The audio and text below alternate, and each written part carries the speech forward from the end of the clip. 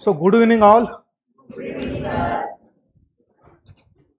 तर ज्या गोष्टीची आपण घाबरत घाबरत वाट बघत होतो ती गोष्ट शेवटी एकदम जवळ येऊन ठेपली आहे. कोणती तर राज्यसेवेच्या मुख्य परीक्षेची जी वर्णनात्मक पद्धत आता सुरू होते, तर त्याची अनेक जण वाट बघत होते मला वाटतं, पण घाबरत, म्हणून म्हटलं की घाबरत घाबरत वाट बघत होतो आपण. पण माझ्यासाठी मात्र हे बॅक टू स्क्वेअर वन अशा प्रकारचंच आहे, कारण मी जेव्हा सुरुवात केली होती तेव्हा ही अशाच प्रकारचा पॅटर्न होता. म्हणजे एमपीएससीची मुख्य परीक्षा तेव्हा वर्णनात्मक होती, युपीएससी तर पहिल्यापासून वर्णनात्मक आहेच. तर त्याच्यामुळे मध्येच उलट 2012 पासून सगळं स्ट्रक्चर चेंज झालं. त्याच्यामुळे माझ्यासाठी ते काही नवीन नाही आहे. अनेक यातले सगळे आणि एमपीएससीचा तेव्हा युपीएससीच्या तुलनेत निम्मा सिलेबस होता. आज जरी हा समान जरी असला तरी तेव्हा तो निम्माच सिलेबस होता. त्यामुळे या सगळ्या गोष्टी आता मला एकदम ते तेव्हाचं सगळं आठवतंय सध्या. तेव्हा ती कशी सगळी सिच्युएशन होती, परिस्थिती होती, काय काय आम्ही तेव्हा केलेलं, ह्या सगळ्या गोष्टी आठवत आहेत. तुम्हाला त्याचा अंदाज नसेल, आता नवीन मुलांना त्याबद्दल काही माहिती नाही, पण या सगळ्या वर्णनात्मक शी संबंधित जे काही सगळ्या ऍक्टिव्हिटीज आहेत त्या ऍक्टिव्हिटीज सगळ्या आम्ही तेव्हा केल्या होत्या ऑप्शनल सहित. म्हणजे माझा ऑप्शनल होता युपीएससीचा हिस्ट्री, जो मी इंग्लिशमधनं, आणि एमपीएससीला 2 ऑप्शनल चेंज झालं. म्हणून सुरुवातीला एक बँकिंग नावाचा तेव्हा एक ऑप्शनल होता, तर तो पहिल्यांदा मी बँकिंग काही वर्ष, नंतर तो सिलेबस चेंज झाला, आणि नंतर जॉग्राफी तर माझा युपीएससीचा दुसरा होता. तर मग मराठी जॉग्राफी, अर्थात मराठी जॉग्राफी हा काही माझा मेन सब्जेक्ट नव्हता, इंग्लिश जॉग्राफी होता, पण मात्र मराठी जॉग्राफी बरेच वर्ष त्यावेळी तो घेतला होता. आणि बाकीचे जीएस मधले जे काही सगळे सब्जेक्ट्स आहेत तर ते वेगळ्या पद्धतीने, वेगळ्या वेळी, आणि एक दोनदा नाही तर अनेकदा हे सगळे शिकवून झालेले आहेत. त्याच्यामुळे आता मला ते सगळं पुन्हा आता सगळं एक रिन्यू झाल्यासारखं वाटायला लागलं. म्हणून मी सुरुवातीला म्हटलं की बॅक टू स्क्वेअर वन अशी परिस्थिती माझ्या बाबतीत आलेली आहे. तर मग आज आपण आता आपल्याला या पुढच्या सगळ्या ऍक्टिव्हिटीज वगैरे ज्या आहेत त्याच्याबद्दल आपण आता सगळी चर्चा करूया. तर अनपेक्षितपणे त्यांनी मेन्सची तारीख खूपच लवकर दिलेली आहे. काय लवकर दिली वाटतंय का वेळ जास्त पाहिजे होता, म्हणजे का आहे सगळी तयारी असं वाटतंय? म्हणजे पहिल्या म्हणजे 17 तारखेपासून, म्हणजे पुढच्या सोमवारपासून जर बघितलं तर आपल्याला 19 आठवडे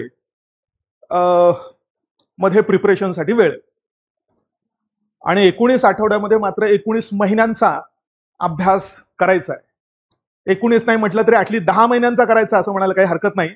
एवढा भला मोठा अभ्यास करायचा आहे. त्याच्यामुळे सगळं आता पुढचं सगळं हे तुमच्या स्ट्रॅटेजीवर आणि तुम्ही हे कसं करताय या सगळ्या गोष्टीवर ते अवलंबून असणार आहे. म्हणजे खूप अभ्यास झाल्यानंतर मग परीक्षा देऊन मग आपण पास होऊ अशी काही वेळ आता सध्या उपलब्ध नाही. आणि जेवढे काही मुलं सध्या मुख्य परीक्षेला असतील ते जवळजवळ 90% मुलं मात्र मला वाटतं ह्याच सेम परिस्थितीमध्ये असतील. असे कोणी आहेत का की ज्यांचा परफेक्ट सगळा अभ्यास झालेला आहे आणि आता काय फक्त रिव्हिजन करून आता पेपर द्यायचा आहे? अशा स्टेजला असले तर कोण असू शकतात? युपीएससीची मुलं असू शकतात की जे काही वर्षांपासून अभ्यास करतायत, पण त्यांची अडचण दुसरी असते. मात्र त्यांना ही पूर्वपरीक्षा जमत नाही एमपीएससीची.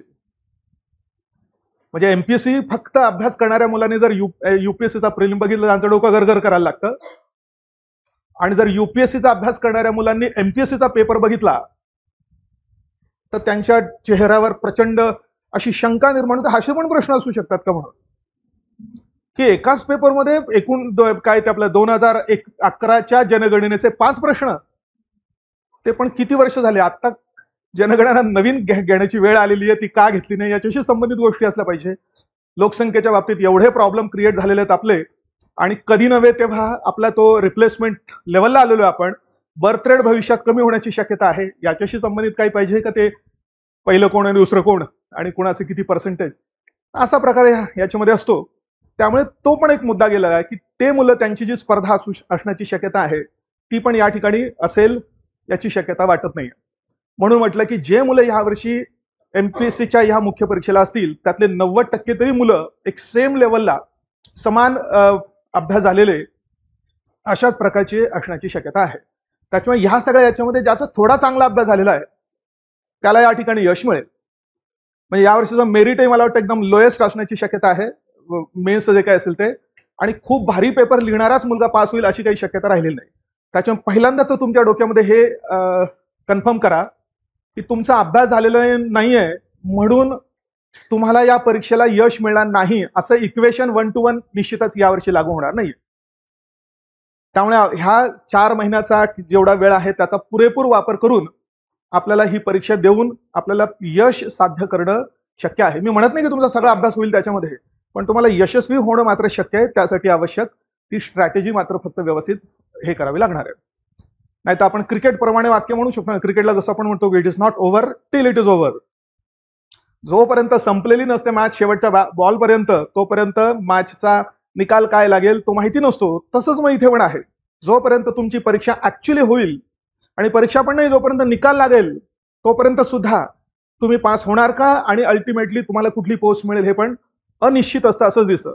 तर तुम्हाला जर माहिती असेल तर कधी कधी मुलांच्या त्या लिस्टमध्ये तो ठरवतो की मी लिस्टमध्ये इतकं इतकं आहे त्यामुळे मला ही पोस्ट मिळेल, पण नंतर कोणीतरी ऑप्ट आउट करतं, कोणीतरी अजून कुठले तरी प्रॉब्लेम होतात, त्याच्यामुळे तो एकदम अचानक क्लास 2 मधनं क्लास 1 मध्ये गेलेले, क्लास 1 मध्ये अचानक डेप्युटी कलेक्टरच्या पोस्ट पर्यंत गेलेले असे दरवर्षी काहीतरी आपल्याला त्या ठिकाणी दिसतात. त्याच्यामुळे पहिल्यांदा तर तुम्ही डोक्यातून आपण हे काढून टाकलं पाहिजे की आपल्याला कमी वेळ उपलब्ध आहे. जेवढा आहे तो सगळ्यांसाठी तेवढाच आहे आणि त्याचा मॅक्सिमम वापर करून आपल्याला ही परीक्षा द्यायची आहे. अशा पद्धतीने स्ट्रॅटेजी जर ठेवली तर मला वाटतं आपण सहज पुढे जाऊ शकू. ओके, त्यामुळे जोपर्यंत शेवट येत नाही तोपर्यंत शेवट होऊ द्यायचं नाही आपला, असा त्याचा अर्थ होतोय. तर हे थोडीशी बॅचची ही सगळी प्लॅनिंग केलेली आहे. अजून एक मुद्दा आधी मी सांगतोय बघा, की जे आता ह्या परीक्षेला नाही पण 2026च्या पेपरसाठी आहेत त्यांच्यासाठी सुद्धा आताचा हा वेळ एकदम क्रुशियल आहे. का? कारण प्रिलिम 26ची झाल्यानंतर पुढे तर 17 आठवडे मिळतात मेन्सला. यावेळी तरी 19 म्हणजे 2 आठवडे एक्स्ट्रा आहेत, पण पुढच्या मेन्सला जी मला वाटतं की ऑक्टोबरमध्ये आहे, तर पुढे तर 17 आठवडे आहेत आणि 17 आठवड्यामध्ये मग तुम्हाला सगळंच करायचं आहे, ऑप्शनल पण सगळं करायचं आहे. त्याच्यामुळे इव्हन जे 2026 साठी प्रिपेअर करतायत त्यांच्यासाठी सुद्धा हा पुढचे 2 किंवा 3 महिने सगळ्यात जास्त क्रुशियल आहेत. इथे जर तुमचा 60-70% सिलेबस प्रत्येक विषयाचा झाला, कंप्लीट झाला, तर ते पुढचे जे काही 17 आठवडे असतील ते 17 आठवडे तुम्ही चांगल्या पद्धतीने यूज करू शकाल असा अर्थ होतोय. त्याच्यामुळे आता सध्या 25च्या मेन्सवाले आणि 26च्या प्रिलिम मेन्सवाले यांच्यासाठी हा सगळा महत्वाचा एक आपला प्रोग्राम, त्याचाही वापर तुम्हाला करता येऊ शकेल असा त्याचा अर्थ आहे. तर हे आपण डिकोड करूया.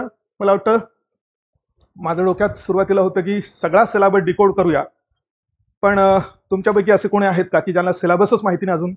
आपलं रेग्युलर बॅचची मुलं तर आहे, सगळे त्यांना माहिती आहे, पण असं कोणी नसेल मला वाटतं आता की सिलेबस काय आहे आणि नक्की कुठले विषय आहेत वगैरे असं कोणी माहिती नाही, असं कोणी नाही ना आता? सगळ्यांनी थोडंफार तरी अभ्यास केलेला आहे. त्यामुळे त्या सिलेबसच्या डिटेल्समध्ये जाण्याच्या ऐवजी आपला हा पुढचा 120 दिवसांचा प्लॅन कसा आहे याबद्दल आपण जास्त चर्चा करूया. तसं आम्ही आतापर्यंत भरपूर ऍक्टिव्हिटीज केलेल्या आहेत. उदाहरणार्थ ही आपली तपस्या रिलेटेड ऍक्टिव्हिटी गेल्या 1-1.5 वर्षापासून चालूच आहे. त्याचा त्या वेब सिरीजचा 3रा सीझन सुरू झाला आता अलीकडे, तपस्या 3.0 म्हणून, आणि भरपूर मुलं त्याच्यामध्ये लिहित आहेत. म्हणजे असंही काही नाही की मुलं आता एकदमच नवे आहेत असंही मला म्हणायचं नाही. हे सगळे रेग्युलर टेस्टचे मुलं लिहित आहेत. मला वाटतं आतापर्यंत, मला आकडा आता आठवत नाही, पण आतापर्यंत निश्चितच 300-400 मुलांनी किमान 1000 प्रश्न लिहून झाले असतील मुलांचे, वेगळ्या विषयांचे, आणि खूप छान छान पण मुलांचे आहेत. मी काही तुम्हाला थोडेसे नमुने दाखवेल त्याच्यामध्ये. तर हा प्रोग्राम सुद्धा मी कसा करतोय तो थोडक्यात सुरुवातीला सांगतो, म्हणजे मग आपण पुढच्या गोष्टी करता येईल. हे प्रत्येक हा संपूर्ण आपला 4 GS 1, 2, 3, 4चा सिलेबस आहे. त्या सिलेबसमध्ये आपल्याला त्या आठवड्याला जी टेस्ट घ्यायची आहे त्याच्यावर इथे लाल केलेलं आहे, आणि त्याचा जो काही सिलेबस आहे हा सगळा अशा पद्धतीने स्ट्रक्चर्ड फॉर्ममध्ये दिलेला आहे, तयार केला. म्हणजे आयोगाने ज्या पद्धतीने दिलेलं आहे त्या पद्धतीने बघितलं तर आपल्याला त्यातले इंटरनल पॉईंट्स लक्षात येत नाही, म्हणून त्याचं स्ट्रक्चर्ड फॉर्मॅटमध्ये मायन्यूट त्यातले छोटे छोटे जे पॉईंट्स आहेत त्या पॉईंटच्या स्वरूपात ते कन्व्हर्ट केलेलं आहे, आणि त्यानंतर पुन्हा त्याचा डेली प्रोग्राममध्ये पुन्हा ते कन्व्हर्ट केलेलं आहे. म्हणजे तुम्हाला दररोज त्या त्या विषयाच्या त्या टॉपिकचे कुठले नक्की टॉपिक्स वाचायचे आहेत, आणि 3-3च टॉपिक, 2-3च टॉपिक घेतलेले आहेत, आणि त्याच्यावरचे तेवढे प्रश्न सुद्धा मुलं दररोज काही लिहित आहेत. तर अशा प्रकारचे हे आपण जवळजवळ 3री हा सीझन एक प्रकारचा आता सुरू केला, 2.0 होता, तर तो बऱ्याच मुलांनी त्याचा यूज केलेला आहे. तर हा अनुभव मुलांना ऑलरेडी आहे, असं काही नाही की काय लिहायचंय, अर्थात काय लिहायचं त्याच्या गमती जमती मी नंतर पण सांगतो अजून. पण मुलांना माहिती आहे की काय लिहायचं, ही कशी गंमत आहे म्हणून. तर अनुभव तुमचा हळूहळू बऱ्याच जणांचा आहे असं म्हणूया आपण. पण हा जो सगळा, आता याच्यामध्ये मी काही डिटेल्स घेत नाही, हे सगळे या गोष्टी आहेत सगळ्या. आता हे आपलं जे बुक आहे त्याचं नवीन 2025 पासून आणि नवीन पद्धतीने सगळं अनालिसिस त्याच्यामध्ये केलेलं आहे. त्यामुळे ह्या सगळ्या स्ट्रक्चर्ड फॉर्ममध्ये सगळा सिलेबस पण दिलेला आहे. आयोगाने दिलेला सिलेबस हा सरळ सोड दिलेला आहे पॅराग्राफ फॉर्मॅटमध्ये.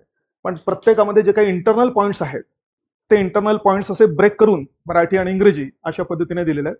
आतापर्यंत युपीएससीच्या परीक्षांमध्ये त्या टॉपिकवर किती प्रश्न येऊन गेले आहेत आणि किती मार्कांचे मिळून येऊन गेलेले आहेत हे सगळं ब्रेकअप पण आहे. याच्यावरून एक लक्षात येऊ शकेल की कोणता टॉपिक जास्त महत्वाचा आहे.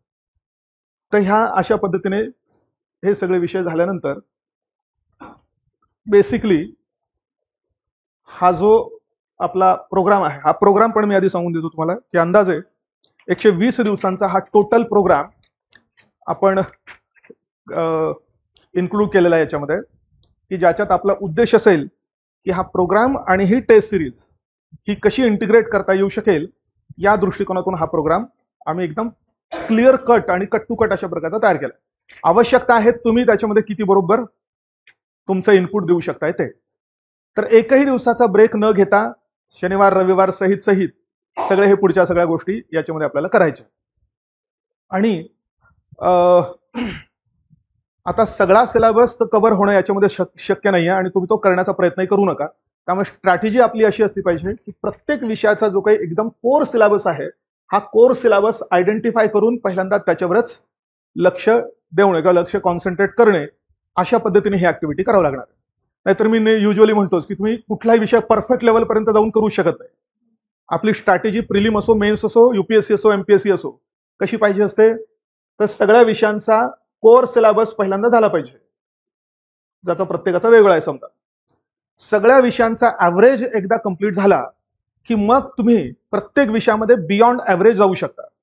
तुम्ही असं करू शकता का की एक विषय घेतला आणि तो परफेक्ट लेवलपर्यंत अभ्यासून झाल्याशिवाय मी दुसरा विषय घेणारच नाही, असं करता येईल का? असं करायचं म्हटलं तर काय होईल?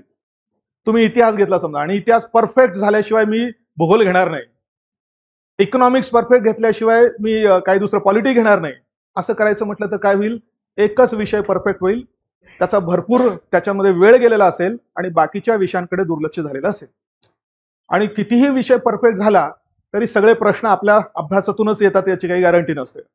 त्यामुळे ही परीक्षा पास होण्याचं एक महत्वाचं तत्व हेच आहे की पहिल्या आणि दुसऱ्या रिडिंगमध्ये सगळ्या विषयांचा ऍव्हरेज आपल्या हातात आला पाहिजे. ऍव्हरेज म्हणजे ज्याला आपण कोर सिलेबस म्हणतोय तो हातात आला पाहिजे. आणि एकदा तो हातात आला की आपल्या स्वतःलाच एवढं कॉन्फिडंट वाटतं की मग नंतर आपल्याला कळतं की आता थोडं अजून एक्स्ट्रा काय काय आपण वाढवलं पाहिजे त्याच्यामध्ये, सेकंड रिडिंगमध्ये, थर्ड रिडिंगमध्ये, फोर्थ रिडिंगमध्ये काय वाढवलं पाहिजे या गोष्टी आपल्याला लक्षात येतील. तर आपला मूळ फोकस या पुढच्या 100-1 दिवसांमध्ये असेल की हा कोर सिलेबस तरी इथला इथे तयार झाला पाहिजे.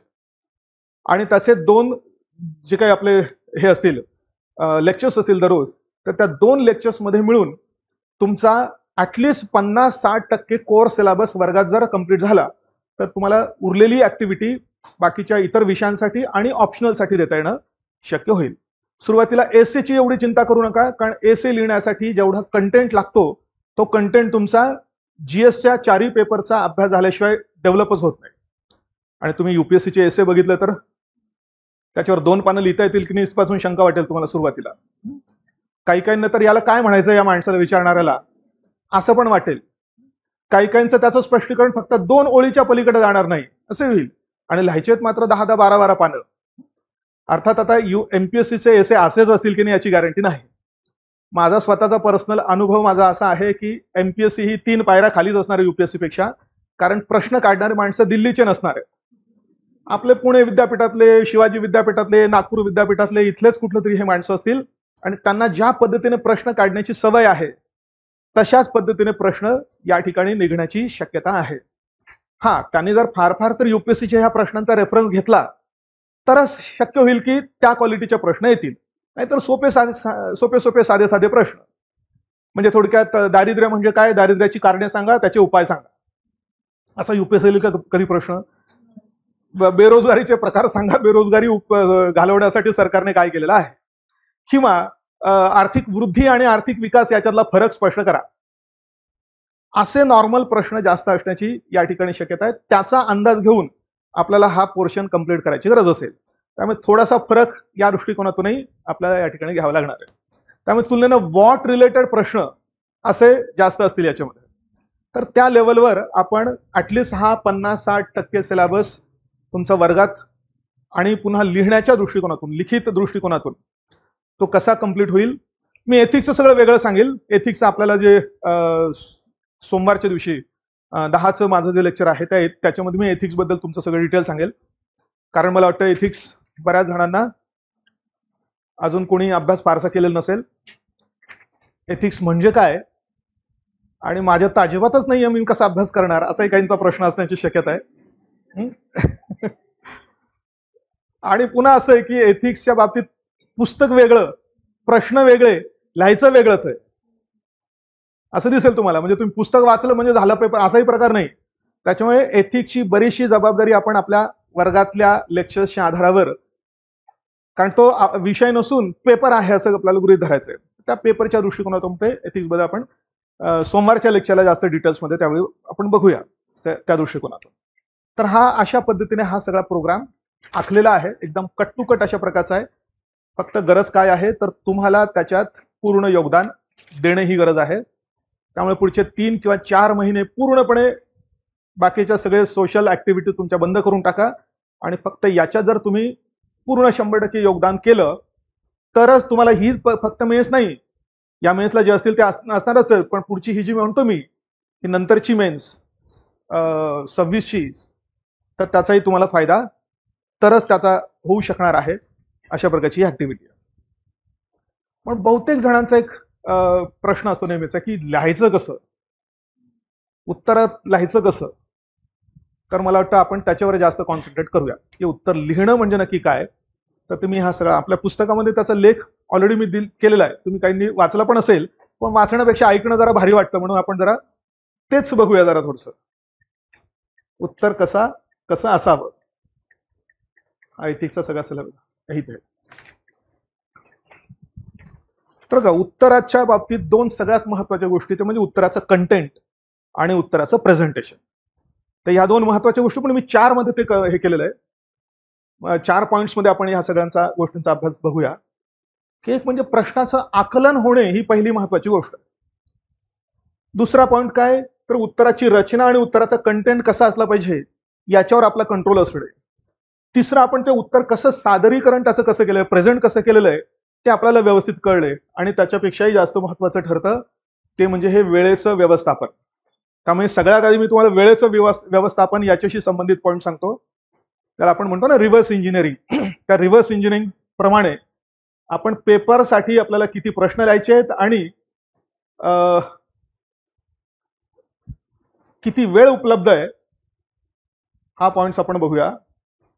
आणि याच्यावर मग तुम्ही ठरवा की किती भारी आपल्याला उत्तर लिहायचंय, किती भारी अभ्यास करायचा आहे, किंवा किती भारी अभ्यास करण्याची आणि किती डेप्थ मध्ये अभ्यास करण्याची आवश्यकता आहे. याचं कन्क्लुजन हे करण्याच्या दृष्टिकोनातून पहिल्यांदा हे लक्षात ठेवा, टाइम मॅनेजमेंट. आपल्याला माहिती आहे की आता सध्या GS 1, 2, 3 एसएचं थोडं एथिक्सचं थोडंसं वेगळं स्ट्रक्चर म्हणून पहिल्यांदा आपण GS 1, 2, 3 या 3 पेपर बद्दल बघूया. हे जे जनरल पहिल्यांदा काय वाक्य बघा, खूप अभ्यास केला, तुम्हाला सगळं माहिती आहे, तुम्हाला लिखाण पण खूप चांगलं करता येतं, तुमची भाषा पण खूप चांगली आहे समजा, पण मात्र पेपर जर वेळेत पूर्ण होऊ शकला नाही तर ह्या सगळ्या गोष्टीला काही अर्थ राहत नाही. आणि त्याचा पहिला शिकार तर मीच झालेलो आहे. म्हणजे मी आज तुमच्या समोर इथे हे करतोय त्याचं कारण हेच आहे, टाइम मॅनेजमेंट. मला हे सगळं चांगलं आहे, कुठला विषयाचा प्रॉब्लेम नाही, जगातला कुठलाही विषय काल दिला तर मी उद्या तुम्हाला तो सांगू शकतो. भाषेचा प्रॉब्लेम नाही, दोन्ही भाषा उत्तम आहेत माझ्या, इंग्रजी असो मराठी असो. आणि ड्राफ्टिंगचा तर कुठलाच प्रॉब्लेम नाही मला. हे तुम्हाला पुस्तकावरून थोडासा अंदाज आला असेल की ड्राफ्टिंग कशी असली पाहिजे, म्हणजे काय कसं लिहायला पाहिजे याचा तर कोणताही अंदाज नाही. मग कुठला मला पूर्वी भरपूर मुलं प्रश्न विचार, तुम्ही का पूर्वी मुलांचे 2 प्रश्न असायचे नाही मला विचारायचे, तुम्ही का नाही पास झालात? आणि दुसरा प्रश्न असायचा, नंतर यायला लागला तो दुसरा प्रश्न नाही, दुसरं वाक्य असायचं, बरं झालं नाही आला, पास झाला. पण पहिला प्रश्न मात्र मुलांचा हा असायचा की तुम्ही का पास नाही झाला. त्याचं एकमेव कारण म्हणजे हे टाइम मॅनेजमेंट. आणि टाइम मॅनेजमेंट पेक्षाही रायटिंगचा स्पीड तो माझा नॅचरली कमी आहे. आणि आता तर अजून कमी झालेला आहे, कारण आता काही लिहायची कुठे अशी गायची गरजच नसते, त्यामुळे तो अजूनच कमी झालेला आहे. त्यामुळे त्या स्पीडला सुद्धा तेवढंच महत्व आहे. म्हणजे तुम्ही खूप अभ्यास केला आणि पेपरच कव्हर होत नसेल तर काही अर्थ नाही. तेव्हा युपीएससीच्या पेपरमध्ये 60-60 मार्कांचे 5 प्रश्न लिहायला लागायचे प्रत्येक पेपरमध्ये, आणि माझा एक प्रश्न राहून जायचा. एक प्रश्न राहून जायचे म्हणजे 60 मार्कांचा एक प्रश्न, 300 पैकी 60 मार्कांचा गेला, 300चा असायचा तेव्हा, आणि 60 पैकी 30 तर मार्क मिळायचे, म्हणजे टोटल मधले 30 मार्क अशा प्रत्येक प्रश्नात मात्र राहून जायचे. पण मी 2002च्या परीक्षेच्या वेळी मात्र युपीएससीच्या इंटरव्ह्यू साठी क्वालिफाय झालो होतो. त्याचं एकमेव कारण होतं की त्याच्या ऑप्शनल जो होता हिस्ट्रीचा, त्या हिस्ट्रीच्या सेकंड ऑप्शनल म्हणजे सेकंड पेपरमध्ये माझे सगळे प्रश्न लिहून झाले होते. म्हणजे फक्त एवढ्या 7-8 पेपरपैकी एका पेपरमध्ये माझा संपूर्ण तो पेपर कव्हर झाला याकरता इंटरव्ह्यूचा कॉल आला होता, बाकीच्या याच्यामध्ये नव्हता. तशी गोष्ट. त्यामुळे बऱ्याच वेळा, आता हे वर्णनात्मक मध्ये गेलं म्हणून, पण त्याच्या आधी मुलांना नेहमी माझं एक सांगणं असायचं की काही करा पण पहिल्यांदा पेपर कव्हर करा. आणि पेपर कव्हर करण्याच्या दृष्टिकोनाचा म्हणजे ते त्याला एक ब्रॉड फ्रेमवर्क घेऊन मग बाकीची सगळी ऍक्टिव्हिटी करायची. म्हणून हे महत्वाचं असं म्हणू शकतो आपण.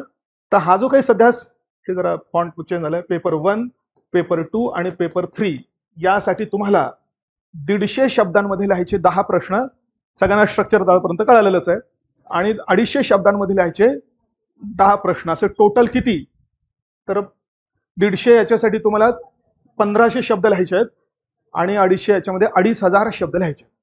म्हणजे टोटल किती शब्द लिहायचे 3 तासामध्ये, तर 5000 शब्द लिहायचे. आणि वेळ किती दिलेला आहे, 180 मिनिटं दिलेले आहे. आणि आपण जर समजा मग एका वर्डसाठी किती वेळ लागेल या पर्यायानं 150 शब्दांचा प्रश्न लिहिण्यासाठी तुम्हाला किती वेळ लागेल हे जर घेतलं, आणि ते पण कट टू कट घेतलं, तर 150 शब्दांच्या एका प्रश्नासाठी तुम्हाला उपलब्ध वेळ आहे 6.75 मिनिटं. ओके.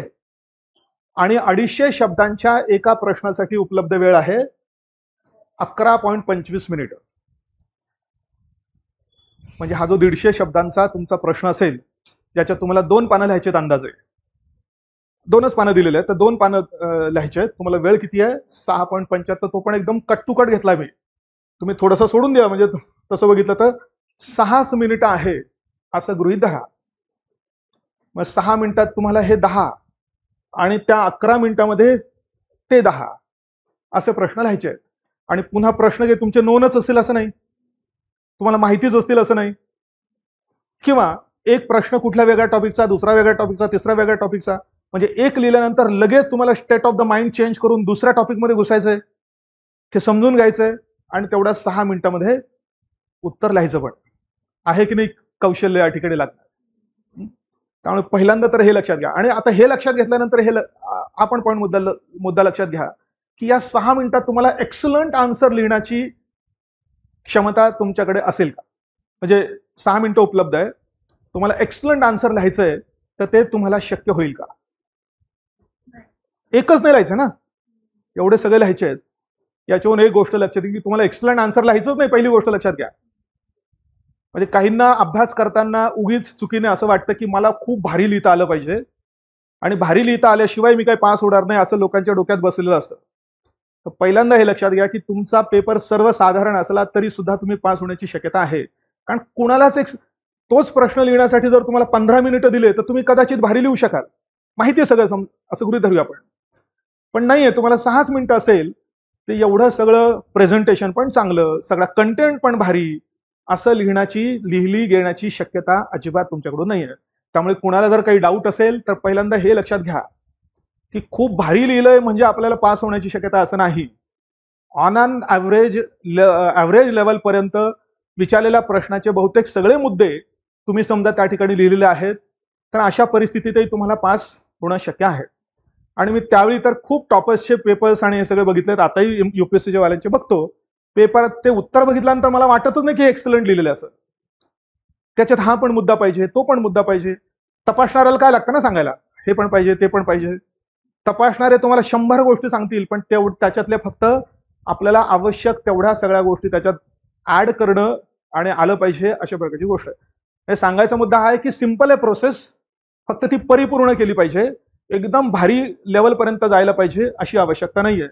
म्हणून तिथे पण म्हटलं बघा, 6:75 आणि 11:25 मिनिटात तुम्हाला प्रश्न वाचायचं पण आहे, त्या प्रश्नाचं उत्तर काय लिहायचंय हे पण समजून घ्यायचंय, ते पण पुन्हा तात्काळ आठवायला पण पाहिजे उत्तर काय आणि पॉइंट्स कोणते लिहायचे ते पण करायचंय, आणि उत्तर लिहून पूर्ण पण करायचंय. आणि हे झाल्यानंतर दुसरा प्रश्न शिरायचंय, पुन्हा त्याच्यात बाबतीत हे सगळं करायचंय. याच्याहून काय निष्कर्ष निघतात, या सिच्युएशनहून काय निष्कर्ष निघतात तेही निघतात की सर्वप्रथम यावरून घाबरून जाऊ नका, हा निष्कर्ष निघतो. दरवर्षी युपीएससीतून याच प्रोसेसमधनं जाऊन जर मुलं पास होत असतील तर याचा अर्थ हे शक्य आहे असा त्याचा अर्थ झाला. कोणी पास होतात म्हणजे त्यांना ते जमलेलंच आहे. मुलं पास होतात म्हणजे ही लढाई यशस्वीरित्या जिंकणं शक्य आहे. पण कसं शक्य आहे? कष्टसाध्य, म्हणजे कष्टाने साध्य होऊ शकेल अशा प्रकारची ही गोष्ट आहे. यातून एक गोष्ट निश्चितपणे आपल्याला ध्यानात येते, ती अशी की तुमची उत्तरं म्हणजे रिसर्च पेपरच्या स्तरावरची उत्तरं असायला पाहिजे याची अजिबात आवश्यकता नाही. तुम्हाला एक उत्तर दिलं तर तुम्ही तसा प्रयत्न कराल, पण एक नाही लिहायचंय, 10 लिहायचे, 20 लिहायचे, पण रिसर्च पेपरच्या स्तराची पाहिजे असं अजिबात नाही. काय सिंपल पाहिजे ते शक्य पण नाही. त्यावर खोलवर विश्लेषण म्हणजे एकदम डीप अनालिसिस केलेलं पाहिजे त्या उत्तरामध्ये, याची पण आवश्यकता नाही. ते जमत असलं तरी सुद्धा तेवढा वेळ पण नाही. तुम्हाला अनालिसिस करता येत असेल तरी उपलब्धच नाहीये. त्यामुळे काय पाहिजे तर हा त्याचा शेवटचा मुद्दा आहे बघा. त्यामुळे दिलेल्या वेळेत प्रश्न चटकन कळणं, काय लिहायचं आहे आणि काय नाही लिहायचंय हे पटकन समजणं, उपलब्ध वेळेत शक्य तेवढे मुद्दे कव्हर करता येणं आणि जास्तीत जास्त प्रश्नांच्या बाबतीत हे साध्य करता येणं. म्हणजे 20 पैकी साधारणतः तुम्ही 14, 15, 16 एक प्रश्नांपर्यंत जरी चांगले बेस्ट उत्तर लिहू शकलात तरी सुद्धा तुम्हाला चांगले मार्क मिळण्याची शक्यता आहे. असं नाही की 20 म्हणजे 20च्या 20च भारी तुमचे आले पाहिजे अशी पण त्याची आवश्यकता नाही. असं समजा की 15 प्रश्न तुम्ही उत्तम लिहिले समजा आणि उरलेल्या 5 प्रश्नांचं असं काहीतरी चिरखडल्यासारखं लिहिलं तरी सुद्धा चालून जाईल. पण असं नको की 15 प्रश्न लिहिले 5 लिहिलेच नाही. कळतंय का? शेवटचे 2-3 प्रश्न तुम्हाला अजिबात लिहायला वेळ नाही समजा, पण तुम्हाला जे काय आठवतं तुम्ही नुसते चिरखडले समजा 2-3 पॉईंट्स लिहिले. मग अजिबात न लिहिणे आणि 2-4 मुद्दे चिरखडणे या 2-2 मार्कांचा फरक प्रत्येक प्रश्नात पडू शकतो. आणि 2 म्हणजे खूप मोठे मार्क झाले तसं बघितलं तर एका प्रश्नासाठी म्हटलं तरी सुद्धा. त्यामुळे पहिली महत्वाची रिक्वायरमेंट काय आहे? पेपर कव्हर होणे. आणि आपला हा सगळा अभ्यास पेपर कव्हर होणे या एका गोष्टीच्या अंदाजाच्या आधारावर तुम्हाला प्रिपरेशन करायचं आहे. म्हणजे तुम्ही एक टॉपिक घेतला आणि तो भरपूर वाचायचं, मला सगळंच कळलं पाहिजे अशी आवश्यकता नाही. त्याचा पेपर प्रश्न किती येऊ शकतो, त्या प्रश्नात कोणते मुद्दे लिहायचे तेवढंच आपल्याला समजलं तरी सुद्धा आपला अभ्यास पुरे होईल. अशा स्तरापर्यंतच तो, तेवढाच लेवलपर्यंत तो अभ्यास करायचा आहे असं आहे ते. त्यामुळे ही रिव्हर्स इंजिनिअरिंगच्या पद्धतीने. आणि मग आता आपण सुरुवातीकडे जाऊया की काय लिहायचंय, कसं लिहायचंय. म्हणून हे 4 लेवल्स, त्यापैकी आता हा मुद्दा आपण बघितला. एक थोडक्यात सुरुवातीचे पॉईंट बघू. प्रश्नाचं आकलन. तुम्ही आता युपीएससीचे सगळे जर प्रश्न बघितले तर प्रश्नांचे तुम्हाला हे टाईप दिसतील.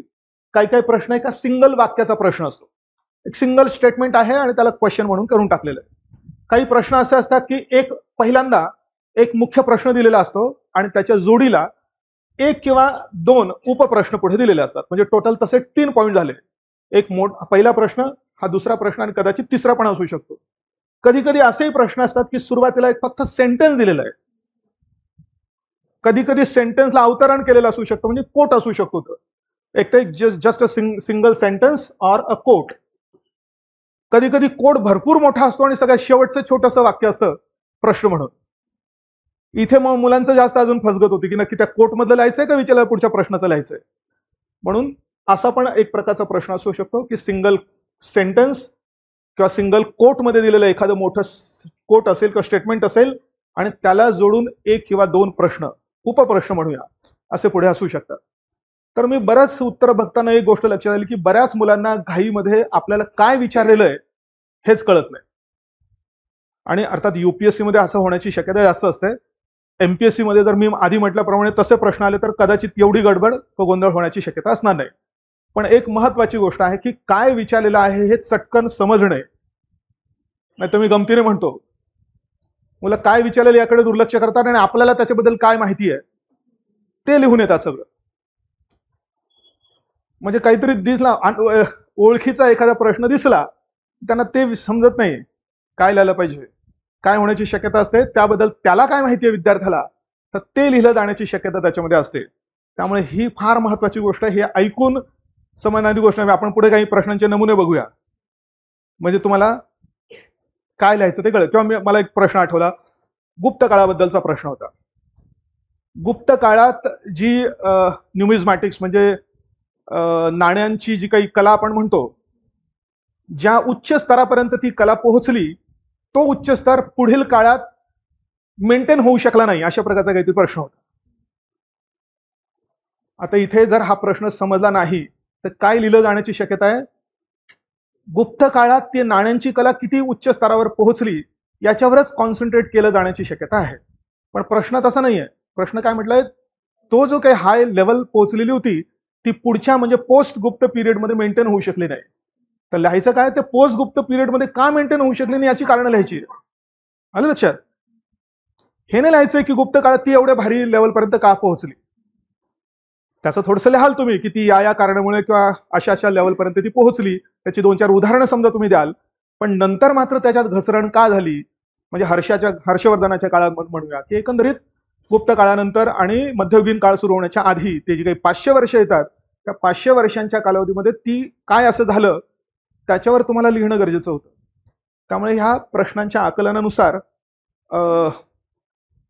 तुम्हाला काय लिहिलं पाहिजे हे सगळ्यात महत्वाची गोष्ट ठरते, असं पॉईंट होईल. तर हा पहिला पॉईंट आहे.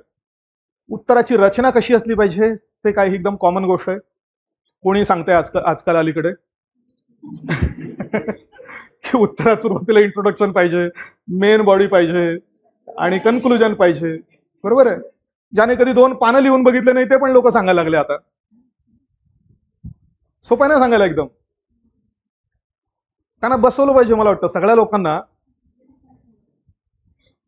परीक्षेबरोबर, विद्यार्थ्यांबरोबर शिक्षकांना पण बसवलं पाहिजे. कारण शिक्षकच जास्त झाले मला वाटतं विद्यार्थ्यांपेक्षा. मी बी शिक्षक, तू बी शिक्षक. तर हे आत्मसात करायची गोष्ट आहे. सिंपल असं ही गोष्ट नाहीये. पुन्हा इंट्रोडक्शन लिहायलाच पाहिजे की नाही हे पण समजायला लागतं बऱ्याच ठिकाणी. काही ठिकाणी त्याची गरज पण नसते. निश्चितः हे जे प्रश्न आपण म्हटले, पहिल्यांदा सुरुवातीला फक्त वाक्य दिलं असेल तर त्या वाक्याचं स्पष्टीकरण हीच इंट्रोडक्शन असते बऱ्याच वेळा त्याच्यामध्ये. आणि न समजल्यामुळे मुलं मात्र असाच पॅटर्न पाहिजे असतो, एकदम रिजिड असं सांगण्यात जर आलं मुलांना, तर मुलं त्या इंट्रोडक्शनवर खूप जास्त भर देण्याची शक्यता असते. मी काही उत्तरांमध्ये इतिहासाच्या उदाहरणार्थ 1857च्या उठावावर आलेल्या प्रश्नाचे इंट्रोडक्शन सुरू कुठून होते? युरोपियन आल्यापासून. मग हा पहिल्यांदा तो पोर्चुगीज आला, मग हा आला, मग डच आले, मग हे झालं, मग असं झालं, तसं झालं, इतके कायदे पास झाले. 1857चा उठाव मागेच राहून जातो. त्यामुळे इंट्रोडक्शन आधी पहिल्यांदा किती वेळ हे वापरलं पाहिजे. आता हा जनरल पॅटर्न तुम्हाला ज्या ठिकाणी वापरायचा आहे, साधारणतः 1/5 पार्ट इंट्रोडक्शनसाठी, 3/5 पार्ट मेन बॉडीसाठी आणि 1/5 रेस्ट ऑफ द पार्ट हा कन्क्लुजनसाठी तुम्ही वापरला पाहिजे. हे जनरलायझेशन झालं आणि प्रश्नाच्या गरजेनुसार याच्यात व्हेरी करावं लागू शकेल. पण या तिन्हीमध्ये काय लिहायचं हे पण खूप महत्वाचं आहे. त्यामुळे ही जी उत्तराची प्रस्तावना तुम्ही लिहिणार आहात, हा तुमचा सगळ्यात म्हणजे त्याची जी काही पहिली लाईन असेल आणि एकंदरीत तो पहिला पॅराग्राफ असेल तुमचा उत्तराचा, हा सगळ्यात महत्वाचा याकरता आहे कारण त्याच्यातूनच ते वाचूनच त्या माणसाची आयडिया फ्रेम होते तुमच्याबद्दल की तुम्हाला याच्याबद्दल ह्या विचारलेल्या प्रश्नाबद्दल काही कळलेलं आहे का नाही कळलेलं आहे. त्यामुळे उत्तराची म्हणजे त्या प्रस्तावनेची सुरुवात कशाने तुम्ही कराल हे पण एक तुम्ही किती चांगलं लिहू शकता याच्यावर अवलंबून असेल, तुमचं आकलन किती चांगलं आहे याच्यावर ते अवलंबून असेल. कळतंय का काय? म्हणून बघा, उत्तराची प्रस्तावना सर्वात महत्वाचा भाग आहे. ज्याप्रमाणे आपण म्हणतो की first impression is the last impression. तुमचा पेपर त्या माणसाच्या हातात आला, त्या माणसाने तुम्हाला बघितलेलं नाही, तुम्ही हुशार आहात का नाही आहात हे त्याला काहीच माहिती नाही. मग ते कसं कळेल त्याला? तुमच्या पेपरच्या पहिल्या प्रश्नाच्या पहिल्या पॅराग्राफवरून कळेल पहिल्यांदा. सबकॉन्शियसली लगेच त्याची आयडिया फ्रेम होईल त्याच्या डोक्यामध्ये की तुम्हाला काही येतंय की नाही. त्यामुळे ती पहिली लाईन तुम्ही काय वापरलेली, आणि जर काहीच कळलं नाही पहिल्यांदा काय लिहायचं, तर जो प्रश्न विचारलाय तोच प्रश्न काय म्हणतो आपण त्याला असर्टिव्ह करून लिहायचा. प्रश्नार्थक प्रश्नाचं रूपांतर असर्टिव्ह सेंटेन्स म्हणजे प्रश्न काढून टाकायचा त्याच्यातला आणि ते विधान लिहायचं जर काहीच कळलं नाही तर. पण कुठून तरी लांबून काहीतरी सुरुवात करायची, काहीतरी उगीच त्याला फार मोठी इंट्रोडक्शन द्यायची, असं करायचं नाही. पहिलं वाक्य आणि पहिला पॅराग्राफ हा विचारलेल्या प्रश्नाशी 100% कनेक्टेड असला पाहिजे. अनकनेक्टेड असू नये हा त्याचा अर्थ त्या ठिकाणी होतो. म्हणून परीक्षकावर सकारात्मक परिणाम घडून आणायचा असेल तर प्रस्तावना कशी पाहिजे? उत्तम पाहिजे.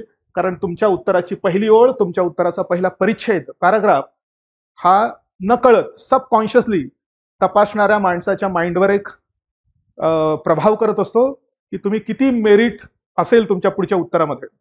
बराच वेळा असं मी बघितलेलं आहे, आणि बरेच जण युपीएससीचं आन्सर चेक करणाऱ्या कसं करतात माहिती नाही, पण अंदाज एक असा मांडला जातो की सगळे इच अँड एव्हरी वर्ड वाचला जात नाही त्या तुमच्या उत्तरातला.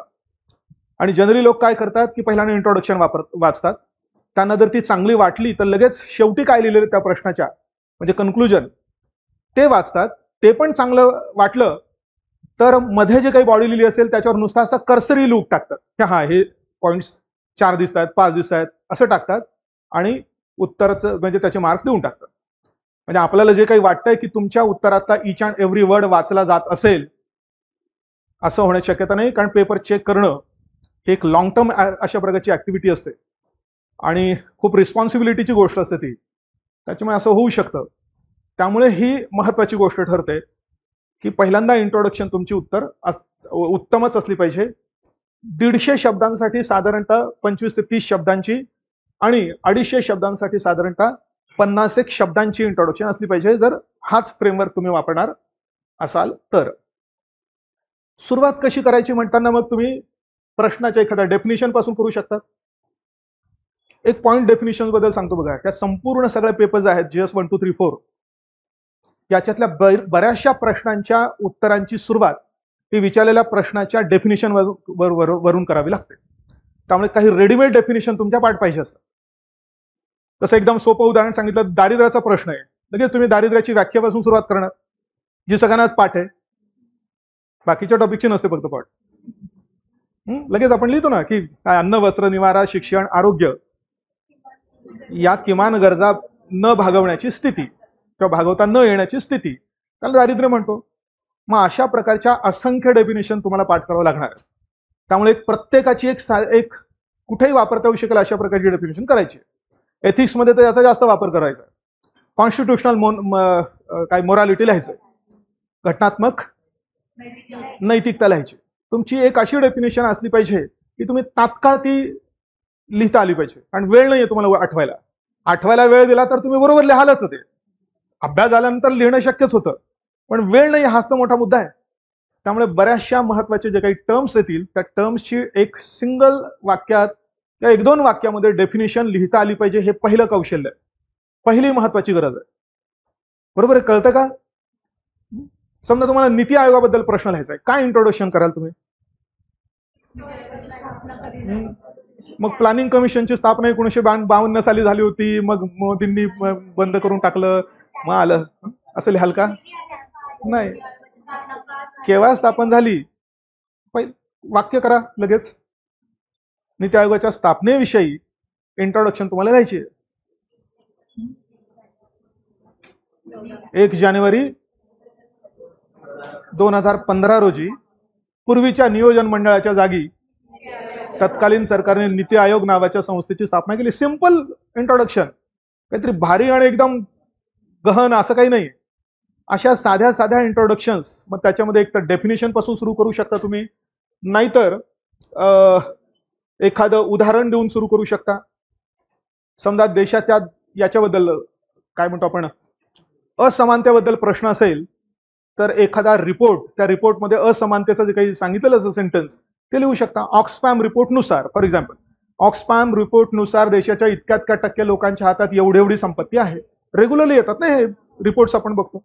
म्हणून एखादं उदाहरण देणं, एखादं वाक्य, एखादं कोणाचं कोट असेल, कोटच्या बाबतीत एक लक्षात घ्या, तुम्ही कोट जर अवतरणात लिहिणार असाल तर शब्द सहसा चुकायला नको, कारण ते त्या माणसाने कोट केलेली गोष्ट असते, त्याच्यात आपण बदल करायला नको.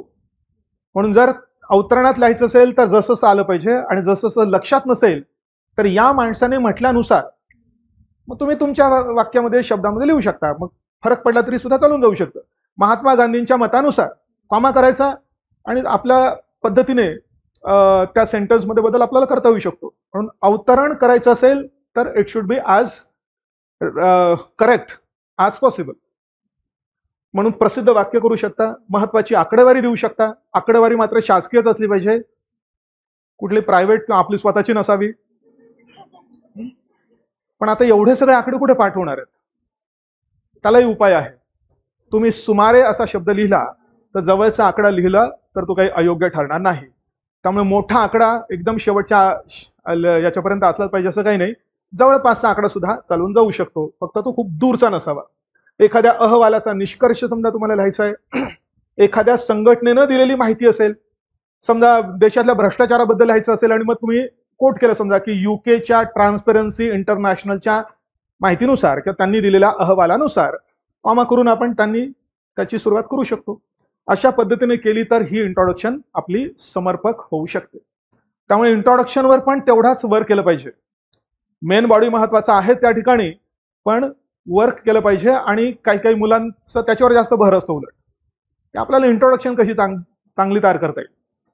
कारण जे जरा थोडेसे अभ्यासाच्या पुढच्या लेवलला जातात ते याचा विचार करत असतात की मला माझ्या इतर स्पर्धकांपेक्षा 1 मार्क प्रत्येकात कसा मिळेल, एक्स्ट्रा मिळेल, कसा मिळेल, तोही हुशार आहे, तुम्ही हुशार आहात. इंट्रोडक्शन म्हणजे एकंदरीत हे जे आपण म्हणतोय प्रेझेंटेशन, कंटेंट नाही प्रेझेंटेशन, तर त्याच्यावर पण तेवढं महत्वाचं असणार आहे. त्यामुळे इंट्रोडक्शनचा हा भाग झाला. मुख्य भाग हा साधारणतः 3 पंचमांश उत्तराचा भाग हा मुख्य भाग असला पाहिजे. आणि तो खरा जास्त तोही महत्वाचा आहे, कारण त्याच्यावर तुमचे गुण ठरतात. तुमच्या आकलनाची खोली, तुम्हाला प्रश्नाबद्दल खरंच काय आकलन झालेलं आहे का, तुमची बुद्धिमत्ता, विचारांची स्पष्टता, समतोल विचार करण्याची, कारण कधी कधी बाजूचे मुद्दे, विरुद्ध मुद्दे, योग्य गोष्टी, अयोग्य गोष्टी, अशा काही काही गोष्टी सांगाव्या लागतात. त्यामुळे तुम्ही बॅलन्स थिंकिंग करणारे आहात का, सुस्पष्ट मांडणी इत्यादी कौशल्ये प्रदर्शित स्पष्ट करण्याची संधी ऍक्च्युली आपल्याला या मुख्य भागातून प्राप्त होते. तर त्या मुख्य भागात आता आपण म्हटलं बघा की बऱ्याच वेळा एकापेक्षा जास्त प्रश्न असतात. म्हणून प्रश्न वाचल्यानंतर पहिल्यांदा आयडेंटिफाय केलं पाहिजे की याच्यात किती उपप्रश्न आणि लगेच त्याच्यावर असा खुणा करून गोल करून ठेवायचा. समजा पहिला प्रश्न आहे, दुसरा उपप्रश्न आहे, तिसरा उपप्रश्न आहे, हे लगेच लक्षात येईल आपल्याला की आपल्या मेन बॉडीमध्ये ॲटलिस्ट 3 पॅराग्राफ तर येणारच आहे किंवा ॲटलिस्ट 3 गोष्टींचा समावेश त्याच्यामध्ये असणारच आहे. मग इंटरनल कुठे किती लिहायचं हे तुम्हाला ठरेल. किंवा पहिला प्रश्न नाही आहे पण सुरुवातीला फक्त वाक्य असेल तर त्या वाक्याचं स्पष्टीकरण लिहिणं गरजेचं आहे. आणि मग जर त्याला ती इंट्रोडक्शन देण्याची गरज नसेल तर इंट्रोडक्शन म्हणजेच कोणती येईल त्या ठिकाणी त्या वाक्याचं स्पष्टीकरण येईल, संबंधित वाक्याचं. तर अशा गोष्टी झाल्या पाहिजे. म्हणजे पहिल्यांदा तर पार्ट्स आयडेंटिफाय करा की किती पार्ट्स त्या ठिकाणी आहेत. त्याला डायरेक्ट अशा प्रकारच्या ब्रॅकेट जर तुम्ही केलात तर मला भान राहील की आपल्याला एवढे एवढे मुद्दे याच्यात कव्हर करायचे. काही वेळा प्रश्नाच्या सुरुवातीला एक विधान केलेलं असतं तर त्याचं विश्लेषण सुरुवातीला तुम्ही केलं पाहिजे. पुन्हा अजून हे पण सगळ्यात महत्वाची गोष्ट बघा, प्रश्नाला पुढे काय विचारलेलं आहे. डिस्कस म्हटलंय, क्रिटिकली अनालाइज म्हटलेलं आहे. प्रत्येकाचा एक निश्चित अर्थ असतो. तर त्याची पण एक पूर्ण एक लिस्ट मी केलेली आहे. त्यातले ब्रॉड लेवलचे डिफरन्सेस फक्त तुम्हाला कळले पाहिजे. हे जे काही 20-25 मुद्दे लिहिले आहेत मी, तेवढे सगळे काही लक्षात आणि वेगळे आयडेंटिफाय नाही करता येणार. पण ब्रॉड लेवलवर इल्युसिडेट म्हणजे काय, इलस्ट्रेट म्हणजे काय, किंवा मराठी जे काही शब्द वापरले असतील ते त्याच्यानुसार आपल्याला फरक केला पाहिजे. क्रिटिकल अनालिसिस म्हणजे काय, त्याला मराठीमध्ये एक तर समीक्षात्मक विश्लेषण म्हणतात, नाहीतर टीकात्मक परीक्षण म्हणतात. किंवा टीकात्मक विश्लेषण म्हणतात. ओके, हा, चिकित्सकपणे परीक्षण करा. मला सांगायचा मुद्दा हा होता की टीकात्मक परीक्षण म्हटलं की मुलांना वाटतं की याच्यावर टीका करा, म्हणजे त्याचे दोष सांगा. टीका हा शब्द आपण जी करतो ती नाही या ठिकाणी. आपण इंग्लिशमध्ये क्रिटिक म्हणतो बघा, साहित्याचं क्रिटिक, एखाद्या कवितेचं क्रिटिक, एखाद्या सिनेमाचं क्रिटिक. ते तर सगळ्यांनी वाचलेलं असतं. परीक्षण कसं दिलेलं असतं? पिक्चरचं परीक्षण वाचलं ना सगळ्यांनी? बघा, एक तर पिक्चर चांगला नाही तर वाईट. खूप चांगला पिक्चर असेल तर तो लिहिणार काय लिहितो? सुरुवातीला त्यातले चांगले चांगले गुण लिहितो, नंतर त्याच्यात जे काही 2-3 खराब गुण असतील ते नंतर लिहितो, आणि सगळ्यात शेवटी कन्क्लुजन करतो पिक्चर पाहायला पाहिजे की नाही. मग चांगला असेल तर पहिल्यांदा चांगले चांगले मुद्दे लिहितो, नंतर 2-3 विरुद्ध लिहितो, आणि शेवटी त्या चांगल्याचं जस्टिफिकेशन करतो. वाईट असेल, पिक्चर खराब असेल, तर सुरुवातीला तो सगळे खराब खराब मुद्दे सांगतो की हे सगळं वाईट आहे, खराब आहे त्याच्यामध्ये. नंतर सांगतो हा, हे 1-2 मुद्दे मात्र मला बरे वाटले, गाणं चांगलं होतं की हिरो हिरोईन चांगले होते, असं काहीतरी एक सांगेल त्याच्यामध्ये.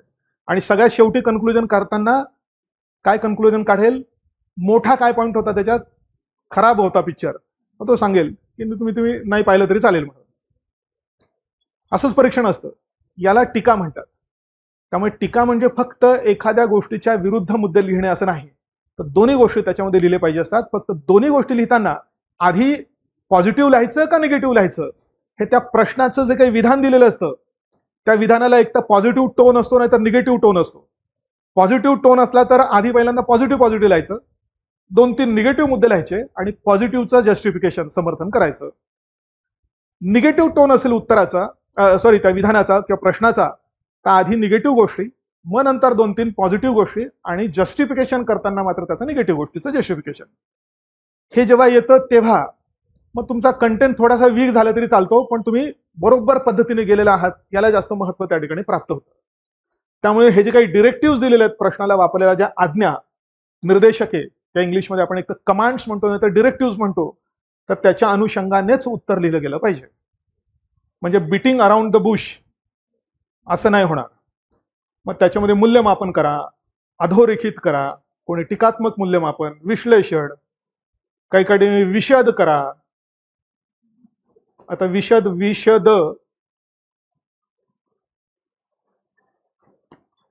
का विशद मधला शहामृगाचा का तो षटकोणाचा?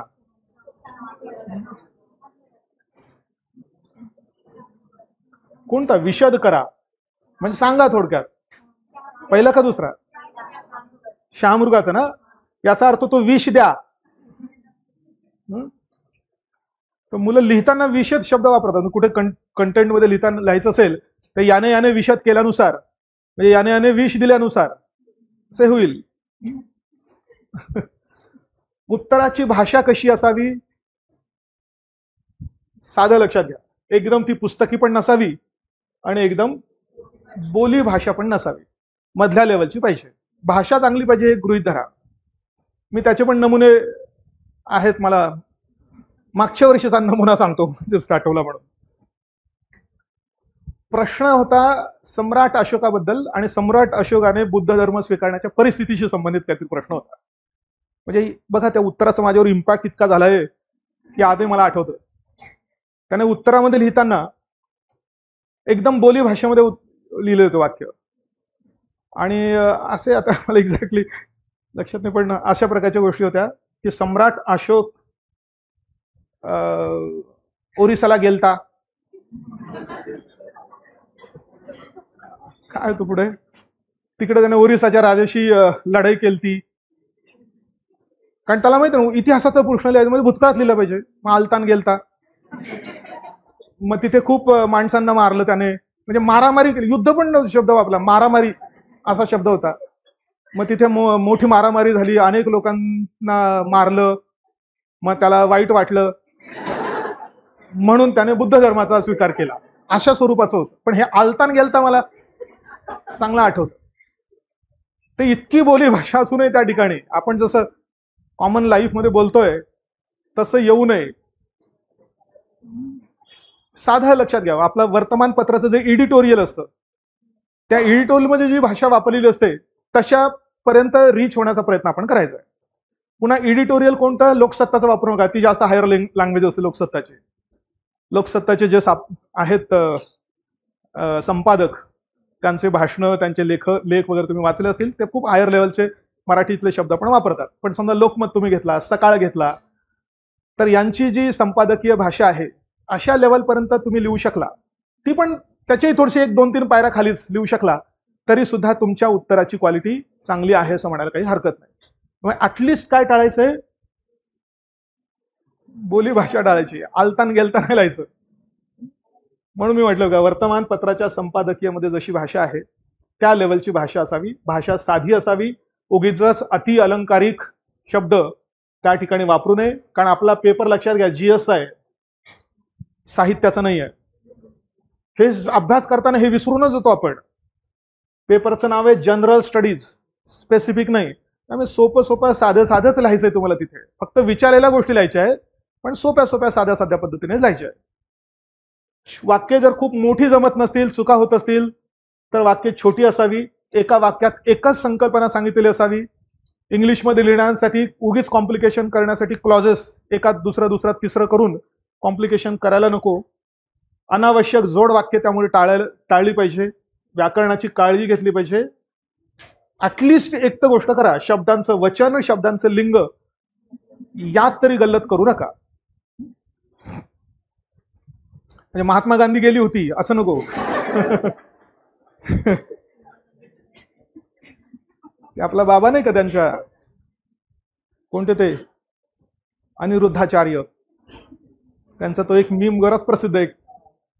बाईला ते काहीतरी कोणतरी तिला विचारताय, त्या बाबांना विचारताय एक बाई.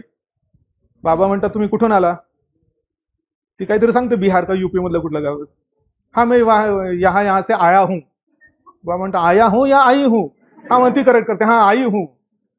मग त्याचं प्रत्येक वेळी ती असते लेडीज पण सांगते पुरुष असल्यासारखं. प्रत्येक वेळी बाबा मात्र तिला करेक्ट करतायत आणि लेडीज विधान करायला लावतायत. असं ऍटलिस्ट व्हायला नको. त्यामुळे वचन आणि लिंग म्हणजे एकवचनी, बहुवचनी, पुरुष आणि स्त्री लिंगी याच्यामध्ये तरी ऍटलिस्ट गल्लत नको. आणि हे बघितलेलं मी, म्हणून असा मुद्दा लिहितो या ठिकाणचा मुद्दा आहे. उत्तरात चांगले शब्द, चांगले वाक्य, वाक्प्रचार, म्हणी वापरल्यास अधिक उत्तम होईलच.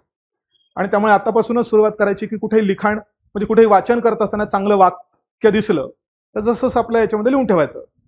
पूर्ण लेख लिहू नका, कारण बऱ्याच जणांना ती सवय आहे, ती संपादकीयच्या नोट्स काढतात आणि लिहितात. सुरुवातीला काही कळत नसतं ना, त्याच्यामुळे जास्त म्हणजे जसं लिहिण्याचा प्रकार घडतो, नंतर लक्षात येते की ते कधीच वाचलं जात नाही. त्यामुळे आपल्याला आवश्यक तेवढा शब्द आवडला किंवा आपलं एखादं कोट आवडलं किंवा एखादा म्हण असेल किंवा वाक्प्रचार असेल, तो तेवढा बाजूला आपल्याला काढून ठेवला पाहिजे. अशा बोली भाषेतल्या म्हणी मात्र वापरू नका. त्या तर भरपूरच प्रसिद्ध आहे अलीकडे, बरोबर ना.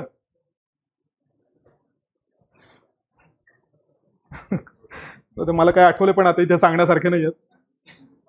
त्यामुळे वर्तमानपत्रे, मासिके वाचताना असे चांगले चांगले शब्द, चांगली वाक्ये बाजूला आढळल्यास ती लिहून ठेवा. पुन्हा आपले विचार कमीत कमी शब्दात मांडण्याची क्षमता विकसित करा. कारण आपल्याला 150 शब्द आहे पहिल्या याच्यामध्ये आणि 250 शब्द आहे. कधी कधी आपल्याकडे कंटेंट जास्त असू शकतो. त्यामुळे कमीत कमी याच्यात आपल्याला सांगायची संकल्पना लिहिण्याची क्षमता डेव्हलप झाली पाहिजे. तर ती हळूहळू जसा अभ्यास होतो आणि जशी भाषा सुधारते तसं होऊ शकतं. त्याचं मी एक उदाहरण म्हणून सांगितलंय. शाळेच्या पुस्तकामध्ये असं वाक्य दिसेल तुम्हाला भूगोलाच्या, पृथ्वीच्या पृष्ठभागापासून जसजसे वर जावे तसतसे हवेचे तापमान कमी होत जाते. बरोबर आहे, शाळेच्या पुस्तकात असतं. कारण वाचणारे लहान मुलं असतात, त्यांना पटकन समजावं यासाठी असं विधान दिलेलं असतं. पण हेच वाक्य अर्ध करता येऊ शकेल अर्थ न बदलता. भूपृष्ठापासून उंचीनुसार हवेचं तापमान कमी होतं. मग एवढं असं मोठं भलं मोठं लिहिण्याच्या ऐवजी आपण जर तोच अर्थ कमीत कमी शब्दामध्ये जर सांगू शकलो तर आपल्याला जास्त कंटेंट आणि जास्त मुद्दे त्याच्यामध्ये कव्हर करता येऊ शकते. म्हणून युपीएससीच्या याच्यात प्रोबिटी सांगितली त्यांनी. तुमचं आन्सर कसं पाहिजे, कन्साइज पाहिजे, शॉर्ट पाहिजे. म्हणून अतिस्पष्टीकरण एखाद्या संकल्पनेसाठी वापरण्याची आवश्यकता नसावी. पुन्हा कधी कधी आपल्याला माहिती असलेला शब्द इंग्रजीतला असतो, तो मग तो मराठीत लिहायचा का, आणि विशेषतः विज्ञानाच्या बाबतीत असा मुलांचा नॉर्मली प्रश्न असतो. तर सहसा तर तुम्ही मराठीतला शब्द माहिती असणं अपेक्षित आहे, पण नसेलच तर काय करायचं मग तो इंग्रजी शब्द देवनागरीमध्ये किंवा मराठी म्हणजे आपल्या मराठी स्क्रिप्टमध्ये लिहायचा. उदाहरणार्थ मी दिलं, समजा नॅनो टेक्नॉलॉजीला जर समजा अब्जांशी तंत्रज्ञान म्हणतात असं माहिती नसेल तर असं नॅनो टेक्नॉलॉजी लिहिता येऊ शकतं. अर्थात वाचणाऱ्याला माहिती पाहिजे हे असं नाही, तर तो म्हणेल याला काही कळलेलं दिसत नाही. तुम्हाला जास्त कळलेलं आहे, जास्त माहिती आहे, त्याला वाटेल तुम्हाला काही कळलं नाही. अब्जांशी ना, नॅनोमीटर म्हणजे 10⁻⁹ म्हणजे 1 अब्ज. म्हणून अब्जांशी, एका मीटरचा अब्जावा भाग म्हणून अब्जांशी, अब्जावा अंश म्हणून अब्जांशी असा शब्द त्या ठिकाणी वापरलेला आहे. म्हणून जर माहिती असेल तर निश्चित मराठी शब्द लिहायला पाहिजे. माहिती नसेल तर मात्र इंग्रजीमधला तो शब्द देवनागरीमध्ये लिहा. फक्त खूप नको येऊ, म्हणजे प्रत्येकच वाक्यात 2-2 शब्द आले आणि फक्त कर्ता कर्म मराठीतलं आणि मधलं काय ॲडजेक्टिव्ह वगैरे ते सगळं इंग्लिश मधलं, असं होता कामा नये.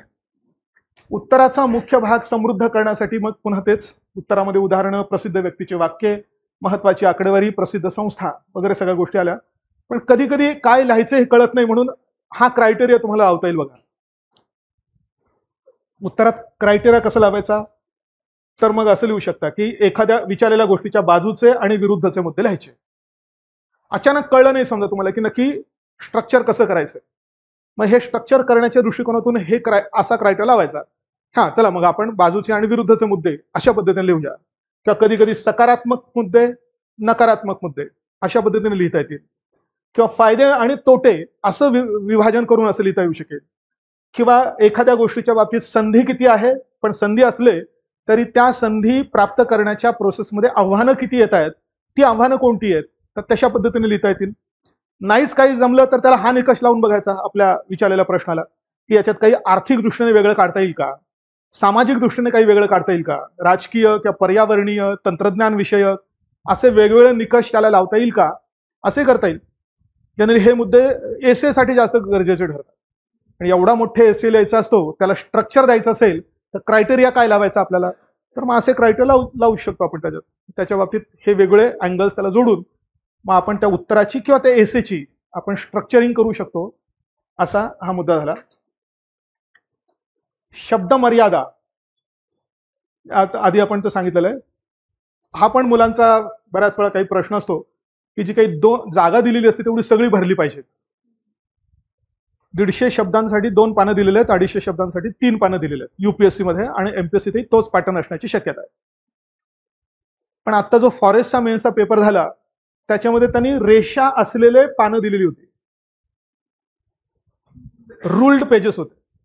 युपीएससीला अनरूल्ड पेजेस असतात, म्हणजे काय म्हणतात रेषा नसतात त्याच्यावर.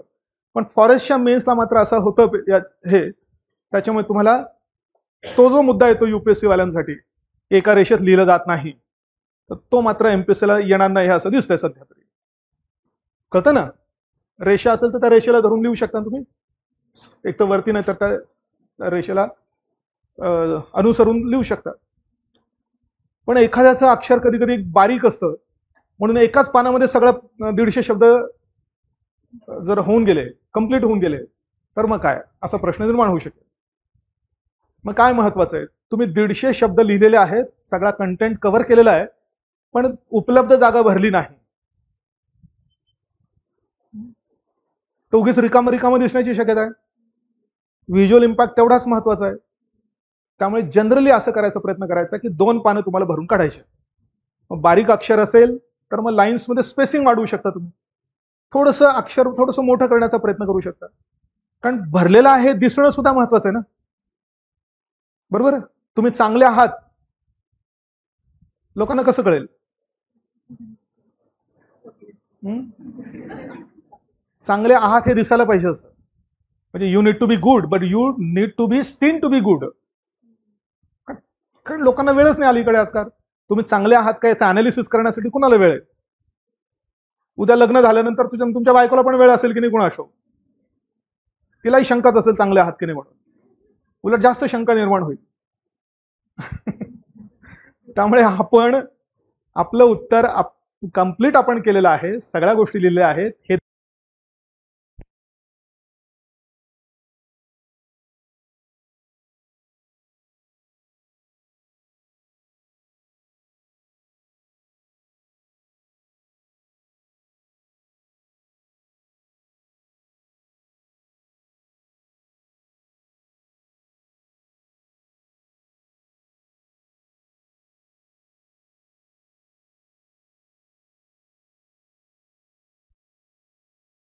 त्याचा जास्त भर असायचा. आणि त्यासाठी काय केलं पाहिजे याच्याकडे त्याचा म्हणजे चांगलं कटाक्षाने लक्ष असायचं. आणि तो कोणाला सांगायचं नाही मी काय करतोय म्हणून. त्याच्या सगळ्या टेस्ट आणि याच्यामध्ये चांगले मार्क्स मिळायचे. 2-3 वर्ष त्याने पेपर दिला, दोन्ही याच्यामध्ये चांगले मार्क्स मिळाले होते. मग नंतर जेव्हा तो पास झाला तेव्हा त्याने सांगितल्यानंतर मग कळलं की त्याच्या आयडियाज काय आहेत म्हणून. तर छोट्या छोट्या आयडिया होत्या. तो म्हणायचा की मला जर एखाद्या याच्यामध्ये जर 5 मुद्दे लिहायला अपेक्षित असेल एखाद्या पॉईंटमध्ये आणि मला जर 4च येत असतील तर मी 5वा लिहायचोच. किंवा एखाद्या पॉईंटमध्ये जर 10 पॉईंट्स लिहिणं अपेक्षित असेल आणि मला जर समजा 8च येत असतील तर मी काही ओढून ताणून 9वा आणि 10वा आणायचोच. का? तर 5-10 याच्यात काहीतरी सायकोलॉजिकल सॅटिस्फॅक्शन.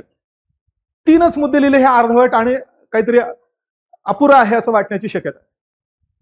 बरोबर का? म्हणजे वाचणाऱ्याला 3च मुद्दे दिसले, 4च मुद्दे दिसले किंवा त्याच्याऐवजी 5 दिसले, तर 5 दिसले म्हटल्यानंतर त्याला थोडंसं एका कुठल्या तरी एका आवश्यक त्या कट ऑफ लाईन पर्यंत त्याने आणलेलं आहे. त्यामुळे तो असं करायचा, सायकोलॉजिस्ट काय म्हणता येईल म्हणजे त्या एक्झामिनरच्या सायकोलॉजीचा वापर करण्यासाठी असं करायचा. मग जर 5वा मुद्दाच माहिती नसेल तर याच्यातलेच काही शब्द घेऊन तो 5वा पॉईंट तयार करून टाकायचा. किंवा पहिल्या 7-8 पॉईंट मधले शब्द घेऊन 9वा आणि 10वा मुद्दा करून टाकायचा. पण त्या माणसाला कळायला पण नको म्हणून अजून पुढची आयडिया करायचा. हे 9वा आणि 10वा पॉईंट पुढच्या पानावर येईल याची पण काळजी घ्यायचा. म्हणजे एक्झामिनर पुन्हा मागे बघतो, नाही मागेच तर वाचले, पुन्हा पुन्हा लिहिलेलं दिसतंय, याची तसदी घेणार नाही तो एक्झामिनर. म्हणजे इतक्या लेवलपर्यंत मुलं विचार करून पास झालेले आहेत. त्याच्या इंटरव्ह्यूची तर अजून एक खतरनाक गोष्ट. चांगला सुस्थितीत चांगल्या घरचा मुलगा होता, पण त्याला दाखवायचं होतं की मी रुरल डेव्हलपमेंटसाठी प्रचंड काम करतोय म्हणून. त्याने त्या ड्राफ्टमध्ये सगळं लिहिलं होतं, रुरल डेव्हलपमेंट मी हे करतो ते करतो ते करतो. त्याच्यावर प्रश्न विचारायला सुरुवात केली त्यांनी, आणि याने उत्तर देताना एवढ्या इमोशनल पद्धतीने ती उत्तर द्यायला सुरुवात केली. इकडचा होता तो मूळचा, त्यामुळे आता इकडचा म्हणजे मी सांगत नाही आता कुठला. पण मी त्या भागामध्ये रुरल डेव्हलपमेंट म्हणजे ग्रामीण विकासासाठी असं करतो तसं करतो, त्याचा इतका प्रभाव झाला की त्यातल्या इंटरव्ह्यू घेणाऱ्या एका माणसाला पाणी प्यायचं होतं. म्हणजे तो सांगताना हे सांगत होता आमच्याकडे गढूळ पाणी येतं, हे येतं ते येतं, लोकांना येत नाही. तर अक्षरशः ते माणसं त्या पाण्याकडे बघायला लागले होते, आपल्या पाण्याकडे. म्हणजे त्या माणसांना त्या इंटरव्ह्यू मध्ये असं फील झालं की आपण किती चांगले सुस्थितीत आहोत की आपल्याला इतकं छान पाणी म्हणजे इतकं स्वच्छ पाणी पिण्याची संधी आहे. आणि हा सांगतोय मी लोकांची परिचय सांगतोय, आणि याचा अजिबात ग्रामीण भागाशी काही संबंध असेल तर काय थोडा वरवरचा समजा म्हणूया. म्हणजे मला सांगायचा मुद्दा काय आहे की मुलं एक मार्क एक्स्ट्रा मिळवण्यासाठी ह्या काहीतरी आयडियाज करत राहतात, आणि त्या क्लिक पण होतात, मग बऱ्याच वेळा होऊ शकतात. अशी गोष्ट आहे. तर हे पण तुम्हाला करावं लागणार आहे. बघा तुमच्यापैकी काही जण करतील असं काहीतरी. काय जर वाक्य बारीक असेल तर स्पेसिंग वाढवा, किंवा डायग्रामचा वापर करा, फ्लो चार्ट्स काढा, नकाशे काढा, असं करता येईल की जेणेकरून जे एकाच पानात तुमचं सगळं कंटेंट बसत होता तो ओव्हरफ्लो होऊन पुढच्या पानात येऊन दोन्ही पानं कव्हर होतो. निष्कर्ष. आपल्याला निष्कर्षाचा अर्थ एकच कळतो, सगळं लिहितो आणि खाली अशा रीतीने वरती जे लिहिलं तेच लिहितो, पुन्हा वरती लिहिलेलं आहे थोडासा 2-3 वाक्य त्याच्यामध्ये काहीतरी लिहून टाकतो. तर निष्कर्ष अशा पद्धतीने नाही, तर काही तर रेडीमेड निष्कर्ष तयार करून ठेवावे लागतील. समजा दारिद्र्याशी संबंधित काही टॉपिक आला तर हेच निष्कर्ष अशाच पद्धतीने जोडायचं आहे असं टेम्पलेट तयार करून ठेवावं लागेल. आणि ते करताना नेहमी थोडासा फ्युचरिस्टिक अप्रोच त्याच्यामध्ये द्यायचा. म्हणजे आपण बघा, तुम्ही सरकारी डॉक्युमेंट बघितलं तर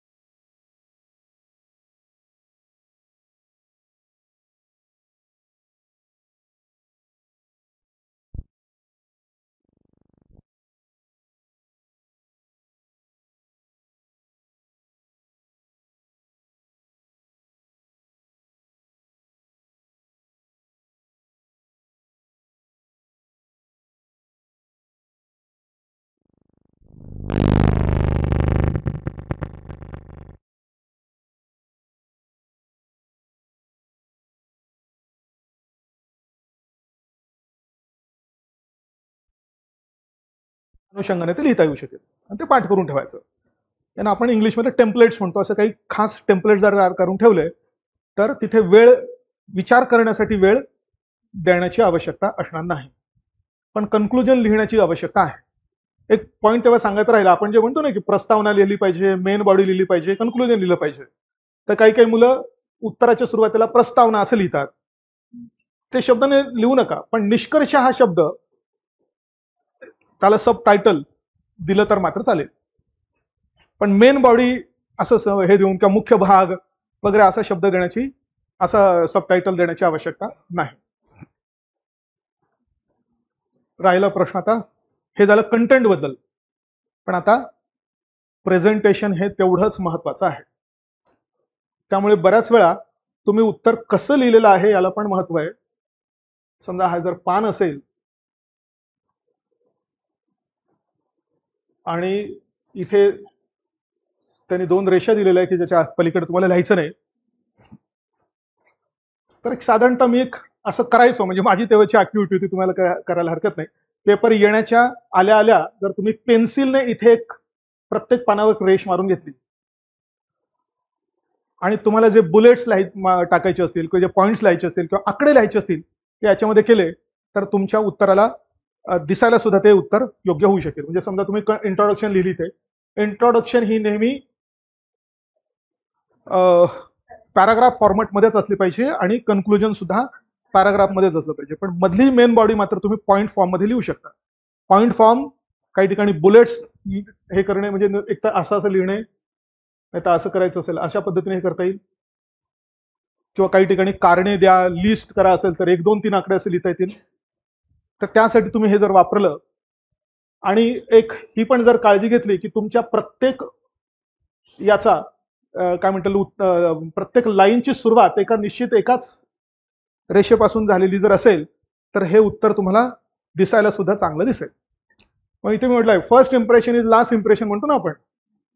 पेपर बघितला जर तुम्ही काहीतरी असं रॅन्डम काहीतरी लिहिलं आहे असं दिसण्याच्या ऐवजी जर सुवाच्य छान असं दिसलं तर इम्प्रेशन बिल्ड होऊ शकतं त्या ठिकाणी. त्यानुसार म्हणून हे प्रेझेंटेशन सुद्धा आवश्यक आहे. त्यामुळे तुमचा पेपर दिसायला पण छान असावा. अक्षर खूप छान पाहिजे असा त्याचा अर्थ होत नाही.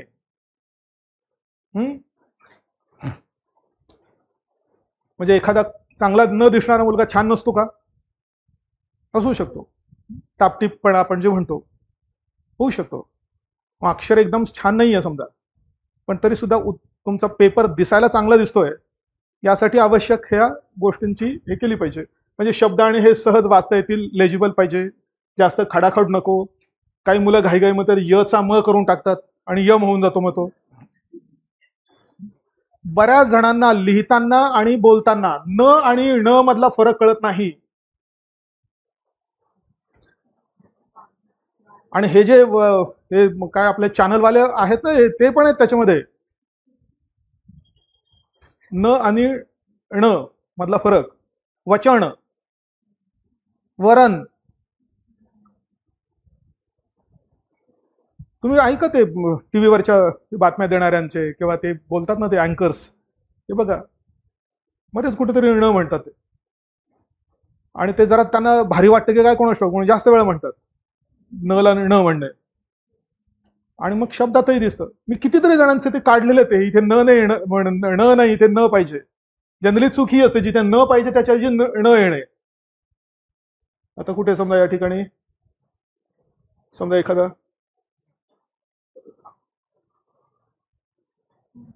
तर ध्यानात आहे समजा, मग ध्यानात तर काहींच्या व्याकरणात पहिल्यापासून दोष होतो मला वाटतं लहानपणापासून. तर हे करा, म्हणजे वाचण्याला ते चुकीचं वाटतं, अयोग्य वाटतं. त्यात एक वेळ जीएसच्या पेपरमध्ये चालून जाईल, पण एसे मध्ये असू नये, कारण एसे मध्ये भाषा पण महत्वाची असते. जीएस मध्ये भाषा तुलनेनं कमी महत्वाची आहे. म्हणून हे पण बघा, म्हणून हे य म सारखंच होऊन जातं, न आणि ण मधला फरक. आणि आता मी सांगितलं पॉईंट वाईज लिहायचं का पॅराग्राफ वाईज लिहायचं हा सुद्धा पण हे असतो. आणि आतापर्यंत दोन्ही प्रकारच्या पद्धतीने लिहिलेली आणि पास झालेली मुलं तुम्हाला युपीएससी मध्ये दिसतील. त्यामुळे याला निश्चित काही रूल नाही, पण काही गोष्टींचा रूल इथे तुम्हाला लावता येईल की जे विश्लेषणात्मक असेल आन्सर तिथे तुम्ही पॅराग्राफ फॉर्मॅट करू शकता आणि जे फॅक्च्युअल आन्सर असेल, कारण द्या किंवा उपाययोजना सांगा, अशा प्रकारचे असेल तर मात्र ते पॉईंट वाईज आणि तिथे तर डायरेक्ट 1 2 3 4 आकडे असे देणं पण शक्य आहे. म्हणून एक साधा पॅटर्न ठेवायचा. वरचं जे काही सुरुवात असेल प्रस्तावना ती आपली पॅराग्राफ सारखी दिसली पाहिजे, कन्क्लुजन पण पॅराग्राफ सारखं आणि मधली बॉडी पूर्ण स्ट्रक्चर्ड पॉइंट वाईज अशा पद्धतीने दिली पाहिजे, तर जास्त गफलत होणार नाही. हा तो या ठिकाणचा मुद्दा आहे. तथ्यात्मक मुद्दे बुलेटच्या स्वरूपात देणे वगैरे या गोष्टी. महत्वाची उत्तरे अधोरेखित करा, काही बॉक्स कमी करता येईल. पॉइंट वाईजचा सगळ्यात महत्वाचा फायदा हा आहे की तुम्हाला जास्त पॉइंट कव्हर करता येतात आणि सगळे पॉइंट लिहिलेले वाचणाऱ्याला पटकन समजतात. हा सगळ्यात मोठा फायदा आहे. आणि पॅराग्राफचा फायदा काय आहे की फ्लो चांगला मेंटेन करता येतो त्याच्यामध्ये. तुम्हाला जर एखादा पॉइंट जर इलॅबोरेट करायचा असेल तर तो पॉइंट वाईज व्यवस्थित इलॅबोरेट या पॅराग्राफ फॉर्मॅटमध्ये जास्त चांगल्या पद्धतीने तुम्हाला इलॅबोरेट करता येणं शक्य होतं. तर विचारलेल्या प्रश्नानुसार तुम्हाला तो फॉर्मॅट ठरवावा लागेल. उत्तरात कुठेही डायग्राम काढलेली असेल किंवा नकाशा काढलेला असेल तर त्याला चौकट करणे ही एक छोटीशी कृती करत राहा. काहीतरी डायग्राम काढली समजा तुम्ही असं काहीतरी, तर त्याला एक चौकट केली तर तो त्या उत्तराचा भाग वाटेल, नाहीतर नोट्स वाटतील त्या. म्हणजे असं नोट्स सारखं उत्तर नाही दिसलं पाहिजे. आणि सहसा त्याला जर टायटल देता आलं, देण्यासाठी तेवढा वेळ असला तर वर किंवा खाली तुम्हाला त्याचं शॉर्ट सब टायटल सुद्धा दिलं तर बेटर होऊ शकेल. अशा या गोष्टी सगळ्या टोटल. आणि हे काय डिरेक्टिव्ह कोणते वापरलेले आहेत त्याच्यानुसार उत्तरात कसा चेंज असला पाहिजे याच्याबद्दलचे मुद्दे. तर हे मुद्दे जरा थोडेसे सारखे सारखेच वाटतील तुम्हाला, त्यामुळे मेजर ज्या काही गोष्टी आहेत त्याच्यात फक्त लक्षात घ्या. आता उदाहरणार्थ आउटलाईन म्हणजे स्पष्ट करा, आढावा द्या, टिप्पणी करा. टिप्पणी करा म्हटलं की तुमचं स्वतःचं मत देणं अपेक्षित असतं. बघा हे वाचले का तुम्ही हे सगळं? बघा आढावा घ्या, संक्षिप्त सारांश लिहा. एखाद्या गोष्टीचा आढावा घेतला तर आपण ती गोष्ट खूप मोठी असेल तर ती संक्षिप्तपणे तुम्हाला ती सांगायची आहे. एक्सप्लेन करा, याला काही लिमिट नाही. एक्सप्लेन करामध्ये सगळ्याच गोष्टी येऊ शकतात. एखादी संकल्पना, कृती, मजकूर, शब्द याचा अर्थ सोप्या आणि समजण्यास सोप्या होईल अशा पद्धतीने मांडा. म्हणजे थोडक्यात जो प्रश्न असेल तो प्रश्नाचा उत्तर अशा रीतीने मांडा की जेणेकरून समजणं तुलनेनं सोपं होऊ शकेल. अशा प्रश्नांमध्ये तुम्हाला तुमचं मत देणं अपेक्षित नसतं. एक्सप्लेन असेल तर तुमचं काय मत आहे हे त्या ठिकाणी येणं अपेक्षित नाही, पण कमेंटमध्ये मात्र ते मत तुम्ही लिहिलं पाहिजे. आणि जर मत लिहिताना दोन्ही मत असतील तर मग काय केलं पाहिजे? एखाद्या गोष्टीबद्दल जर तुम्हाला असं वाटत असेल की दोन्ही मतं दिसत आहेत, इकडची बाजूची पण आहेत, काही विरुद्ध पण आहेत, पण कमेंट असेल तर तुम्हाला जे वाटतं ते एकच मत त्या ठिकाणी देणं गरजेचं असतं. याच्यासारखं नाही, इथे दोन्ही बाजू लिहायच्या आहेत. कमेंटमध्ये तुम्हाला तुमचं मत, पण तुम्ही असं म्हणू शकत नाही तिथे याला दोन बाजू आहेत मग ही पण आणि ती पण. दोन्ही टिमक्या नाही वाजवायच्या थोडक्यात, तिथे एकच टिमकी वाजवायची. दोन्ही टिमक्या कुठे वाजवायच्या आहेत? मी आत्ता म्हणणार टीकात्मक मूल्यमापन. इथे टीका म्हणजे त्याचे पॉझिटिव्ह निगेटिव्ह सांगा. मग कोणी टीकात्मक मूल्यमापन म्हणतं, कोणी टीकात्मक विश्लेषण, टीकात्मक किंवा नुसती टिप्पणी करा असाही, म्हणजे टीकात्मक टिप्पणी करा, क्रिटिकली कमेंट असाही शब्द असतो. अशा वेळी मात्र तुम्हाला दोन्ही बाजू त्या ठिकाणी मांडणं अपेक्षित आहे. आणि मी सुरुवातीला सांगितलं की प्रश्नाची रचना, प्रश्न एकतर पॉझिटिव्ह दिसतो नाही तर निगेटिव्ह दिसतो. पॉझिटिव्ह वाटला, सकारात्मक पद्धतीचा वाटला तर आधी फायदे लिहायचे, मग नंतर थोडे तोटे लिहायचे आणि या फायद्यांचं समर्थन तिसऱ्या पॉईंटमध्ये करायचं. आणि विचारलेला प्रश्न जरा थोडासा निगेटिव्ह पद्धतीने मांडलेला असेल तर आधी त्याचे तोटे लिहायचे, मग थोडे फायदे लिहायचे आणि नंतर त्या तोट्यांचं समर्थन करायचं. कारण तोट्यांची संख्या, तोटे असतील किंवा निगेटिव्ह पॉईंट्स असतील त्यांचं प्रमाण त्या ठिकाणी जास्त असतं. त्यामुळे ह्या छोट्या छोट्या गोष्टी सुद्धा मॅटर करतात. क्रिटिकल इव्हॅल्युएशन वेगळं आणि क्रिटिकल एक्सप्लेनेशन किंवा एक्झामिनेशन वेगळं. इथे फक्त विषयाचे विविध पैलू उघडून त्यांचं सखोल विश्लेषण करणे अपेक्षित आहे. विश्लेषण नक्की काय प्रकार असतो तर साधा त्याचा अर्थ होतो की वेगवेगळ्या प्रकारचे WH क्वेश्चन्स लावून त्याचा अनालिसिस करणे. अनालिसिस करणे म्हणजे काय करायचं? एखाद्या गोष्टीचं वेगवेगळ्या प्रकारचे WH क्वेश्चन लावायचे, म्हणजे व्हॉट, व्हेन, वेअर, हाऊ आणि व्हाय. व्हॉट, वेन, वेअर हे फॅक्च्युअल अनालिसिस झालं, आणि हाऊ आणि काय व्हाय हे मात्र कॉन्सेप्च्युअल अनालिसिस त्या ठिकाणी झालं. त्यामुळे जर वाटलं लक्षात येण्याने आपल्याला विचारलं अनालाइज करा, पण काय लिहायचं हे कळलं नाही, मग लगेच सुरुवात करायची. व्हॉट काय आहे का याच्यामध्ये, व्हाय काय आहे का, काही हाऊ काही आहे का, असे त्यातले जे काही 2-4 बसतील त्या ठिकाणी त्या पद्धतीने उत्तर पटकन लिहिता येऊ शकतं. म्हणजे स्ट्रक्चर फार काही चुकणार नाही. हायलाईट करा असं पण भरपूरदा असतो पुढे डिरेक्टिव्ह. आपण वाचन करताना हायलाईट कोणत्या गोष्टींवर करतो, महत्वाच्या. म्हणून इथले एखाद्या विशेष मुद्द्याकडे लक्ष द्या किंवा एखाद्या मुद्द्याकडे विशेष लक्ष द्या. म्हणजे त्या गोष्टीबद्दल सगळंच नाही सांगायचंय, त्यातला जो काही महत्वाचा मेन पॉईंट दिसतोय तर तो मेन पॉईंट फक्त त्या ठिकाणी लिहा, असा अर्थ झाला. इलस्ट्रेट इंग्लिशमध्ये असतो बराच वेळा. इंग्लिशमधल्या इलस्ट्रेटचा अर्थ कळत नाही, पण मराठीत दिलं तर लक्षात येऊ शकतं. इलस्ट्रेटचा अर्थ काय, उदाहरण देऊन स्पष्ट करा. पण मराठीत मात्र त्या अक्षरात शब्दाचा त्याचा अर्थ आहे, सोदाहरण स्पष्ट करा, म्हणजे उदाहरणांसहित स्पष्ट करा. म्हणजे तुम्ही इलस्ट्रेशन करताना उत्तर लिहिलं आणि उदाहरणच नाही दिले तर मात्र ते योग्य उत्तर ठरणार नाही. म्हणून संकल्पना स्पष्ट करताना योग्य आणि वास्तववादी, म्हणजे सध्या प्रॅक्टिकल लाईफमधले उदाहरणं देणं तुम्हाला अपेक्षित असतं. इन्युमरेट आणि एनलिस्ट म्हणजे यादी करा, म्हणजे फक्त यादी करा. इथे कुठलंही अनालिसिस करण्याची आवश्यकता नसते. विषयाशी संबंधित मुद्द्यांची क्रमवारीनुसार यादी करणे, मात्र त्याचं सविस्तर स्पष्टीकरण न देणे, म्हणजे करण्याची आवश्यकता नाही. इथे लक्षात. म्हणजे दारिद्र्याची कारणे सांगा, डायरेक्ट 1, 2, 3, 4 कारणं, त्याचं फार काही मोठं अनालिसिस करण्याची आवश्यकता त्या ठिकाणी असणार नाही. डिफाईन, व्याख्या असेल तर आपण डेफिनेशन करताना काय करतो, त्या गोष्टीचा अधिक स्पष्ट होईल असं स्पष्टीकरण करण्याचा प्रयत्न करतो. पण संकल्पनेची अचूक, संक्षिप्त आणि तांत्रिक दृष्टिकोनातून योग्य व्याख्या करण्याचा प्रयत्न करतो. आणि व्याख्या करताना आपण कमीत कमी शब्दांचा वापर करतो, हे पण लक्षात घ्या. व्याख्या हा एक मंत्रासारखा असतो. मंत्र कसा केलेला असतो, मंत्र हे काही वाक्य नसतं, उलट वाक्य कॉन्डेन्स केलेलं असतं. कधी कधी 2-2 वाक्य एकत्र जोडण्याचा प्रयत्न केलेला असतो त्याच्यामध्ये. व्याख्या करताना सुद्धा ती एक क्लोज्ड डेफिनेशन असणं आवश्यक असतं, ओपन एंडेड नाही, क्लोज डेफिनेशन. म्हणून जर रेडीमेड काही डेफिनेशन तुमच्या पाठ असतील तर तुम्हाला हे डिफाईन करताना त्या वापरता येऊ शकतील. तुम्हाला जे डिफाईन करा सांगितलेलं आहे त्याची डेफिनेशन तुम्हाला लिहिता येतील. इव्हॅल्युएट, ॲसेस आणि एक्झामिन म्हणजे मूल्यमापन, मूल्यांकन, तपासणी. आता टीकात्मक मूल्यमापन आणि नुसतं मूल्यमापन. मूल्यमापन, मूल्य म्हणजे एखाद्या गोष्टीचं किंवा एखाद्या संकल्पनेचं महत्व, त्या महत्वाचं मोजमाप करायचं. म्हणजे संबंधित गोष्ट किती चांगली आहे किंवा किती कमी चांगली आहे हे फक्त सांगायचं एक प्रकारे. हे सांगताना याचा असा एक पॅटर्न केला जातो. सुरुवातीला त्याचं इंट्रोडक्शन म्हणून 2-3 ओळी लिहायच्या, त्यानंतर 3-4 ओळींमध्ये त्या विचारलेल्या गोष्टींचं समर्थन करायचं, 3-4 ओळींमध्ये त्याचे आक्षेप मांडायचे, कारण मूल्य लिहायचं ना.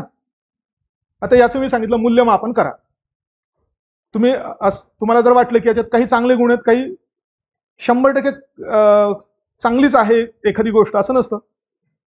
एखादी गोष्ट 100% चांगली आहे पण 80% चांगली आहे असं जर वाटत असेल तर याचा अर्थ असा झाला ना की 80% मूल्य तुम्ही देताय, रेस्ट ऑफ द 20% मात्र त्याचा आक्षेप नोंदवता असा अर्थ होईल. म्हणून इथे काही ओळी त्याच्या समर्थनार्थ लिहायच्या आहे, काही ओळी मात्र त्याच्या मूल्याबाबत आक्षेप म्हणून लिहायचा आहे. संकल्पनेचं मर्यादित पैलू आणि संभाव्य परिणाम पण मांडायला पाहिजे आणि 2-3 ओळींमध्ये त्याचा निष्कर्षही दिला पाहिजे. जनरल पॅटर्न या ठिकाणी झालेला आहे. तसंच मत मांडा, टिप्पणी करा, दृष्टिकोन द्या, टिप्पणी करा, आधीच आलेलं आहे. इथे तुमचं मत विचारलेलं असतं. विधायक असलं पाहिजे मत, वास्तववादी असलं पाहिजे, प्रगतिशील दृष्टिकोन दिसेल तुमचा असं मत असलं पाहिजे. नाही तर दहशतवादाच्या विरुद्ध तुमचं मत मांडा आणि तुम्ही जर लिहिलं की प्रत्येकाला एकेकाला घर में घुसके मारना चाहिए, काय सांगतात नाही कोणाचं काय लिहिल, या आलता गेलता लिहिणाऱ्यांचं काही सांगता येत नाही. मग हे चुकेल ना. मग कसं पाहिजे, your opinion should be constructive, destructive नाही, विधायक, वास्तववादी, ते खरंच आचरणात आणता येण्यासारखं पाहिजे. नाही तर असं तुम्ही काहीतरी कन्क्लुजन सांगाल की जे कधी संभाव्य शक्यच नाही. आणि दृष्टिकोन तुमचा त्याच्यातनं गोष्टीबद्दल प्रगती घडून आणणारा पाहिजे, प्रगतिशील दृष्टिकोन. दिसला पाहिजे, निगेटिव्ह दृष्टिकोन त्याच्यातून दिसला नाही पाहिजे. कधी कधी एखाद्या सरकारी योजनेविषयी संबंधित काही लिहायचं असेल तर त्याच्यावर टीका नाही करण्याची जास्त शक्यता नाही तुम्हाला, सॉरी, जास्त टीका त्यावर करू नये. समजा लाडकी बहीण योजनेबद्दल तुमचं मत व्यक्त करा असं पुरुषांना विचारलं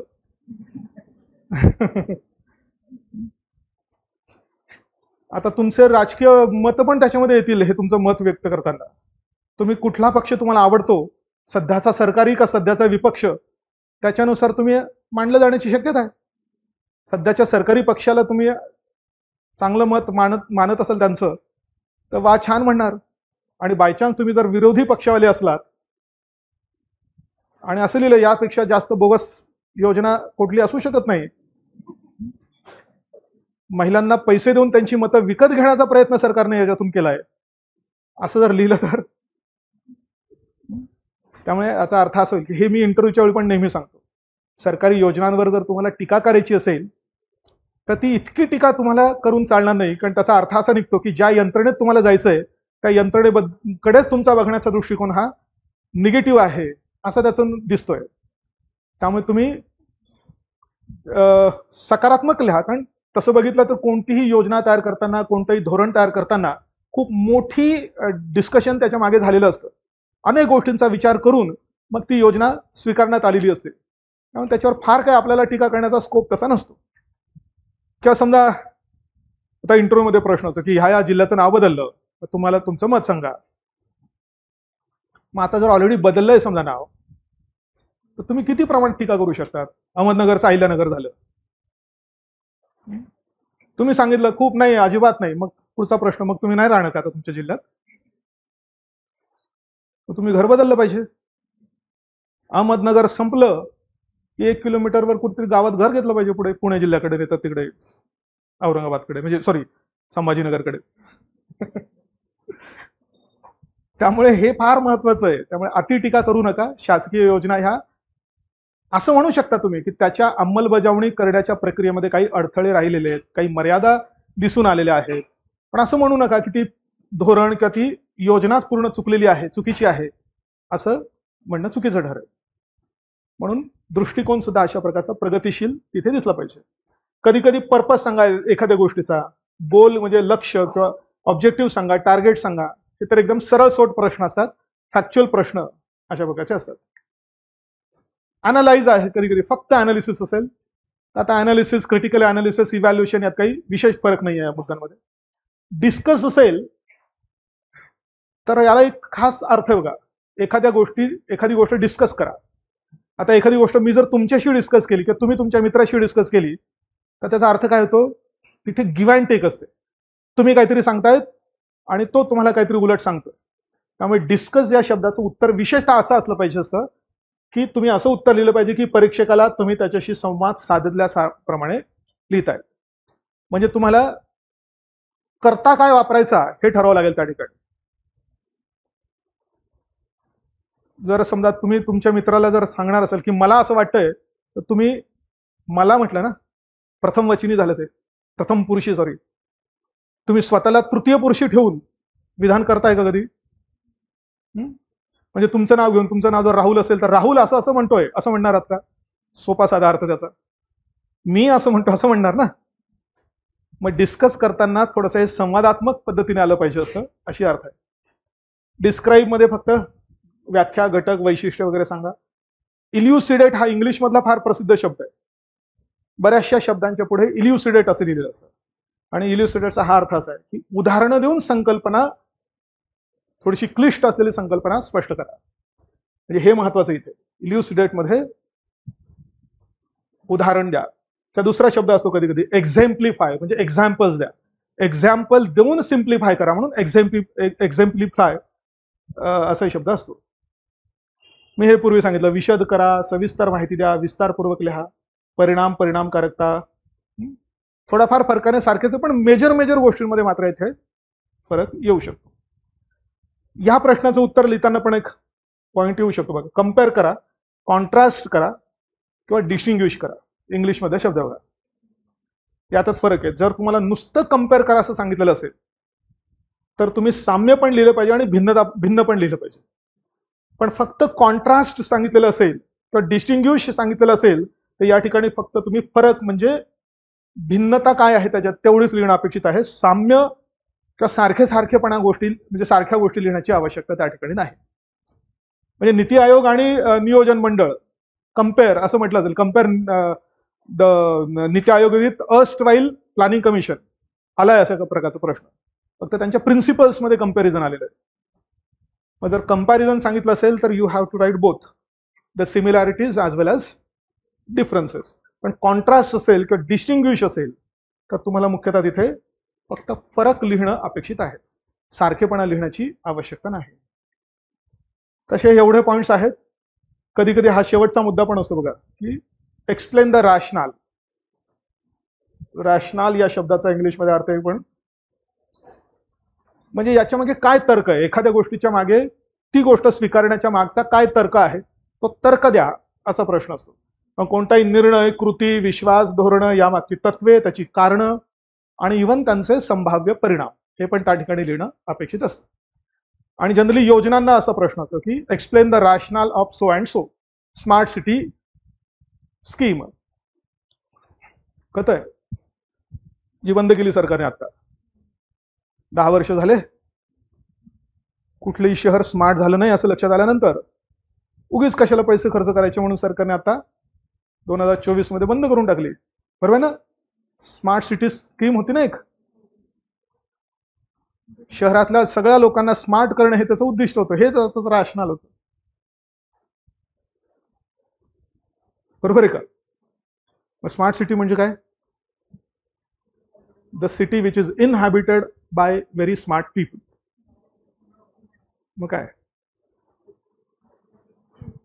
सगळ्यांनी वाचले प्रिलिमच्या वेळी स्मार्ट सिटी असा प्रश्न आला आणि आलेला हा प्रश्न याच्यावर, what do you mean by a smart city. बरोबर आहे. पायाभूत सुविधांचं काय? पायाभूत सुविधा विकसित करणे एवढाच मुद्दा आहे का?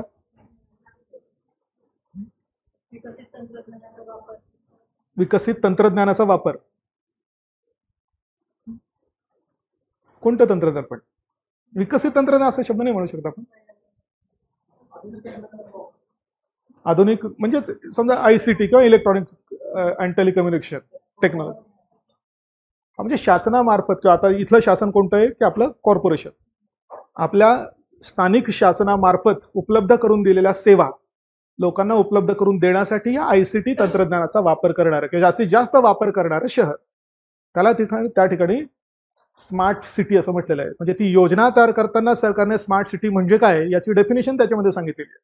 म्हणजे डेफिनेशन्स महत्वाचे आहेत त्या ठिकाणी. त्याच्यावर कॉन्सन्ट्रेट केलं तर फार काही डीप असं वेगळं अनालिसिस आणि रिसर्च करण्याची गरज नसते बरं आता असं पॉईंट आहे. त्यामुळे रॅशनल सांगणे असाही प्रश्न येतो कधी कधी. हे तुमचं टाइम टेबल. फॉर्च्युनेटली मध्ये तुम्हाला वेळ पण आहे. मुख्य परीक्षा म्हणजे 29 मार्चला झाल्यानंतर, सॉरी सकाळी आणि दुपारी मराठी आणि इंग्रजी 2 भाषांचे पेपर झाल्यानंतर 5 तारखेला निबंधाचा पेपर आहे. 5 नंतर मात्र डायरेक्ट GS 1, 2, 3, 4 साठी तुम्हाला मध्ये 5 ते 18 म्हणजे 13 दिवसांचा फरक आहे. 12 दिवसांचा फरक तरी येतोच आहे. पण हे GS 1 सकाळी, 2 दुपारी, 3 दुसऱ्या दिवशी सकाळी, 4 दुसऱ्या दिवशी दुपारी. सकाळी 3 तास, 3 तास, 3 तास, 3 तास. त्यामुळे ही परीक्षा तुमच्या हाताची पण आहे. हे बोट असे दुखायला लागतात, चालतच नाही. 4थ्या पेपर पर्यंत येता येता मसल्स गळून पडलेले असतात, काय काय म्हणता येईल एवढे ते जॅम झालेले असू शकतात की आता म्हणजे हाताची आणि तुमच्या बोटांची पण परीक्षा आहे.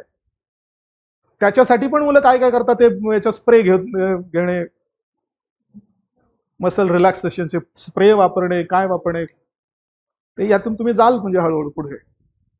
आणि हे झाल्यानंतर मग पुन्हा अजून काही दिवसांचा गॅप आहे.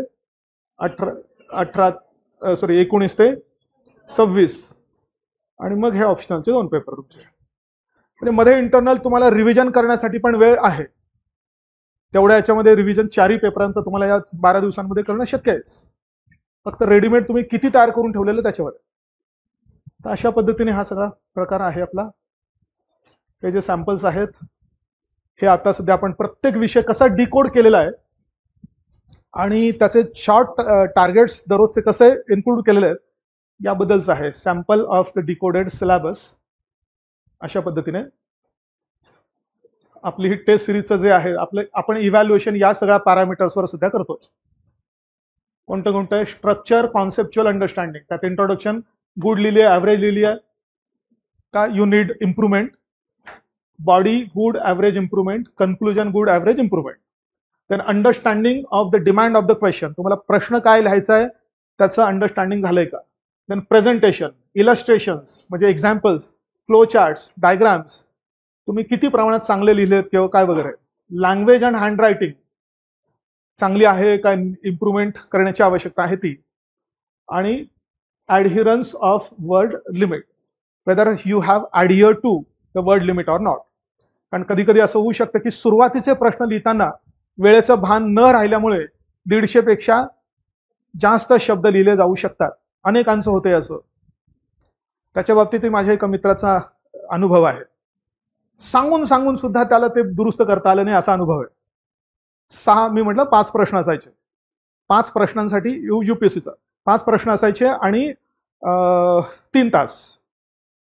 तर त्यातला पहिला प्रश्न त्याला जो उत्तम यायचा तो लिहायला घ्यायचा आणि त्याच्यामध्ये तो इतका अडकून जायचा की 1 तास त्याला पहिल्या प्रश्नाला, म्हणजे 1 तास पहिल्या प्रश्नासाठी तो घालवायचा.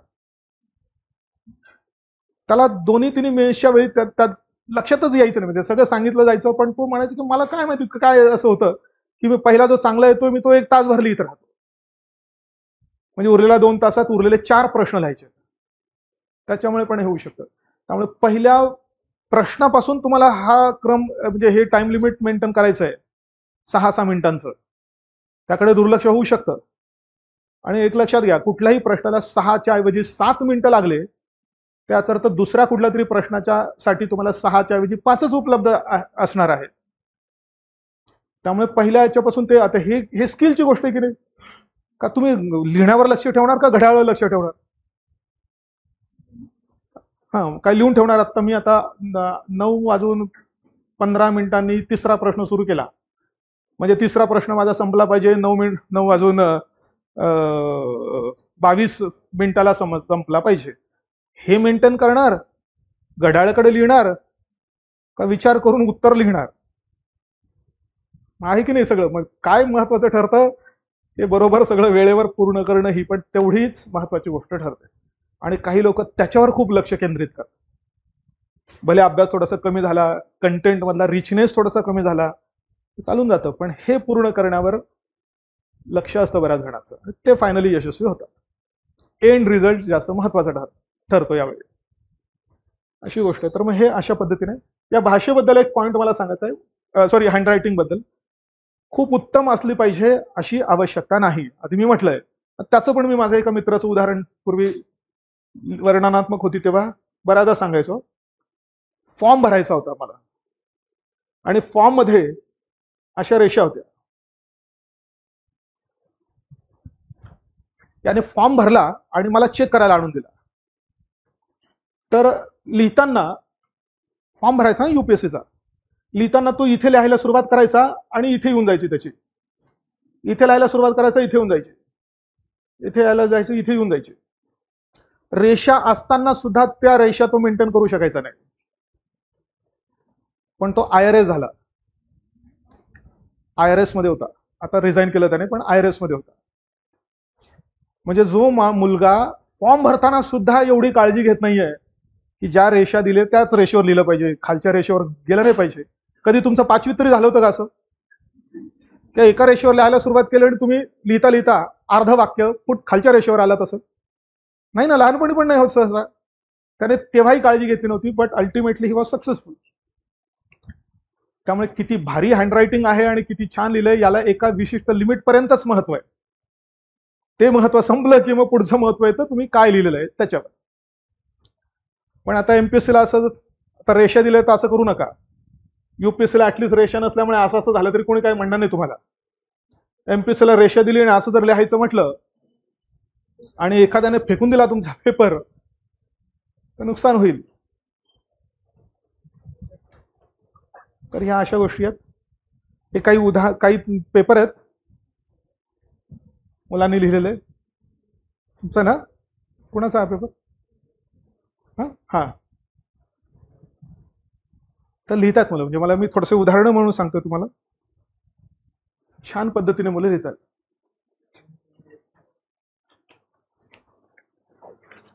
हा UPSCचा इंग्लिश मधला आहे. डायग्रामॅटिक प्रेझेंटेशन आहे. कम्पेअर करताना अशा पद्धतीने कंपॅरिझन करता येऊ शकतं की डायरेक्ट पानाचे 2 भाग करून इकडे आणि इकडे अशा पद्धतीने लिहिता येऊ शकतं. असे लिहितात मुलं. तर हे अशा पद्धतीने, किंवा हे डायग्राम्स आहेत बघा, किंवा हे काहीतरी नाविन्यपूर्ण काहीतरी पद्धतीने केलंय की ऐतिहासिक पार्श्वभूमी सांगताना 1970, 70 ते 80, 90 हे केलंय. किंवा हे पर्यावरणीय प्रभाव मूल्यांकन म्हणजे एन्व्हायरमेंटल इम्पॅक्ट असेसमेंटची प्रमुख उद्दिष्टे ते अशा पद्धतीने करून अशी लिहिली आहे. किंवा कोणी असं पण करू शकतं, पहिलं, दुसरा, तिसरा, चौथा मुद्दा. म्हणजे जेव्हा आपण फॅक्च्युअल पॉइंट वाईज लिहितो तेव्हा वेगवेगळ्या प्रकारच्या कल्पना याच्यामध्ये आपल्याला वापरता येऊ शकतात. इनोव्हेटिव्ह काहीतरी मुलं वापरतात. सबटायटल्स जे आहेत त्या सबटायटल्सला अशा पद्धतीने नुसतीच अंडरलाईन न करता त्याला हे केलंय, बॉक्स केलंय समजा, आणि त्यातल्या इंटरनल सबटायटलला फक्त हे केलेलं आहे, अंडरलाईन केलेली असेल. तर हे असं बघायला सुद्धा छान वाटू शकतं बघा. किंवा इकडे ही एन्व्हायरमेंटल इम्पॅक्ट असेसमेंटची जी स्टेजेस आहेत प्रक्रियेची, त्या प्रक्रियेचे स्टेजेस तुम्ही पॅराग्राफ फॉर्मॅटमध्ये या ठिकाणी लिहिलं असतं तर त्या माणसाला समजून घ्यावं लागलं असतं की तुम्ही बरोबर स्टेजेस लिहिलेत का. आता त्याला समजणं एकदम सोपं झालेलं आहे. तो लगेच पाहतो या ठिकाणी स्क्रीनिंग झाली आहे, स्कोपिंग झालेली आहे, ज्या स्टेजेसचे शब्द आहेत ते लगेच या ठिकाणी दिसत आहेत त्या अशा पद्धतीने. त्यामुळे त्या माणसाला तुमचं उत्तर कमीत कमी कष्टाने समजावं यासाठी वेगवेगळ्या प्रकारच्या या पद्धतींचा वापर करता येऊ शकतो. मग इथे EIAचं महत्व लिहिलंय, तुम्ही असं करू शकता, नाही तर असंही करू शकता. फ्लो चार्ट्स करू शकतात वेगवेगळ्या प्रकारचे. बघा इथे सुद्धा कन्क्लुजन लिहिताना बरोबर पॅराग्राफ फॉर्मॅटमध्ये कन्क्लुजन लिहिलेलं आहे. मधला हे करताना इथे फॅक्च्युअल पद्धतीने किंवा स्ट्रक्चर्ड पद्धतीने लिहिलेलं आहे. इथे पण लिहिलंय. काय वेगवेगळ्या आयडियाज आहेत त्या. किंवा कुठे डायग्राम काढायची असेल तर एवढ्या याच्यामध्ये बॉक्स करून तुम्ही डायग्राम काढू शकता, काहीतरी काय 3 दाखवायचं समजा काहीतरी अशा पद्धतीने. त्यामुळे ही एक महत्वाची कला आहे आणि ज्याने ही आत्मसात केलेली आहे त्याला कंटेंटचा मुद्दा, कंटेंटची नीड जरा थोडीशी कमी पण होऊ शकते, या गोष्टी होऊ शकतात. अशा पद्धतीने त्या सगळ्या गोष्टी आहेत. इथून एक तर तुम्हाला लक्षात येत असेल की फक्त अभ्यास नाहीये, अभ्यास अर्धाच भाग झाला, बाकी मग पेपर कव्हर करणं आणि पेपर चांगला दिसणं या सगळ्या गोष्टी पण आहेत तिथे.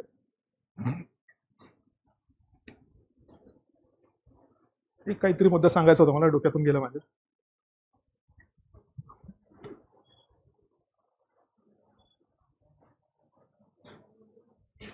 ठीक आहे, अशा पद्धतीच्या या आहेत. म्हणजे ही काही मी आन्सर्स ऑफ द डे म्हणून केलेले होते. हे असेल समजा भूगोलाचं उत्तर लिहिताना 1-2 सेकंदात भारताचा नकाशा आणि 5 सेकंदात जगाचा नकाशा काढण्याची प्रॅक्टिस केली पाहिजे. जे कोणीच करत नाही ते आपण केलं पाहिजे. भारताचा नकाशा सगळेजण काढतील कदाचित, वाकड तिकडे आलं तरी. जगाचा नकाशा सुद्धा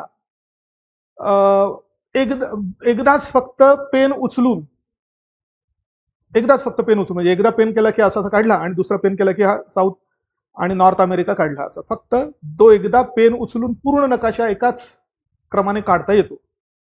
तो काय एकदम परफेक्ट आला पाहिजे अशी काही गरज नसते. पण मेजर गोष्टी जर तुम्हाला दाखवायच्या असतील तर तुम्हाला भारताचा, जगाचा पण नकाशा काही काही ठिकाणी काढण्याची सवय तुम्हाला झाली पाहिजे, अशी गोष्ट आहे. तशा वेगवेगळ्या पद्धतीने मुलं लिहितात. हे ऑप्शनलचे पण आपल्याला ऑप्शनल्सचे पण सुरू करायचे आहेत लेक्चर्स 15 तारखेला, म्हणजे उद्या. काही ऑप्शनल्सची कोणते आता उद्या आमचे टाइम टेबल बघा. तर कारण ज्यांचे ऑप्शनल्स निश्चित झालेले नसतील त्यांनी हे 2-3 ऑप्शनल्स संभाव्य तुम्हाला जे वाटतंय त्याचे लेक्चर्स करून बघा आणि मग नंतर तुम्हाला ठरवणं शक्य होऊ शकेल की कुठला नक्की ऑप्शनल घ्यायचा आहे. तर आपल्याकडे हे 6 ऑप्शनल्स आपण सुरू करणार आहोत. इतिहास, सोशॉलॉजी, PSIR, जॉग्राफी, अँथ्रोपॉलॉजी आणि पब्लिक ऍडमिनिस्ट्रेशन. यांच्यापैकी कोणता असेल तुमचा, किंवा ठरवायचं असेल यांच्यापैकी कुठला घ्यायचा, एक निश्चित कन्फ्युजन होत असेल तर you can attend these lectures and then decide. असं करता येईल.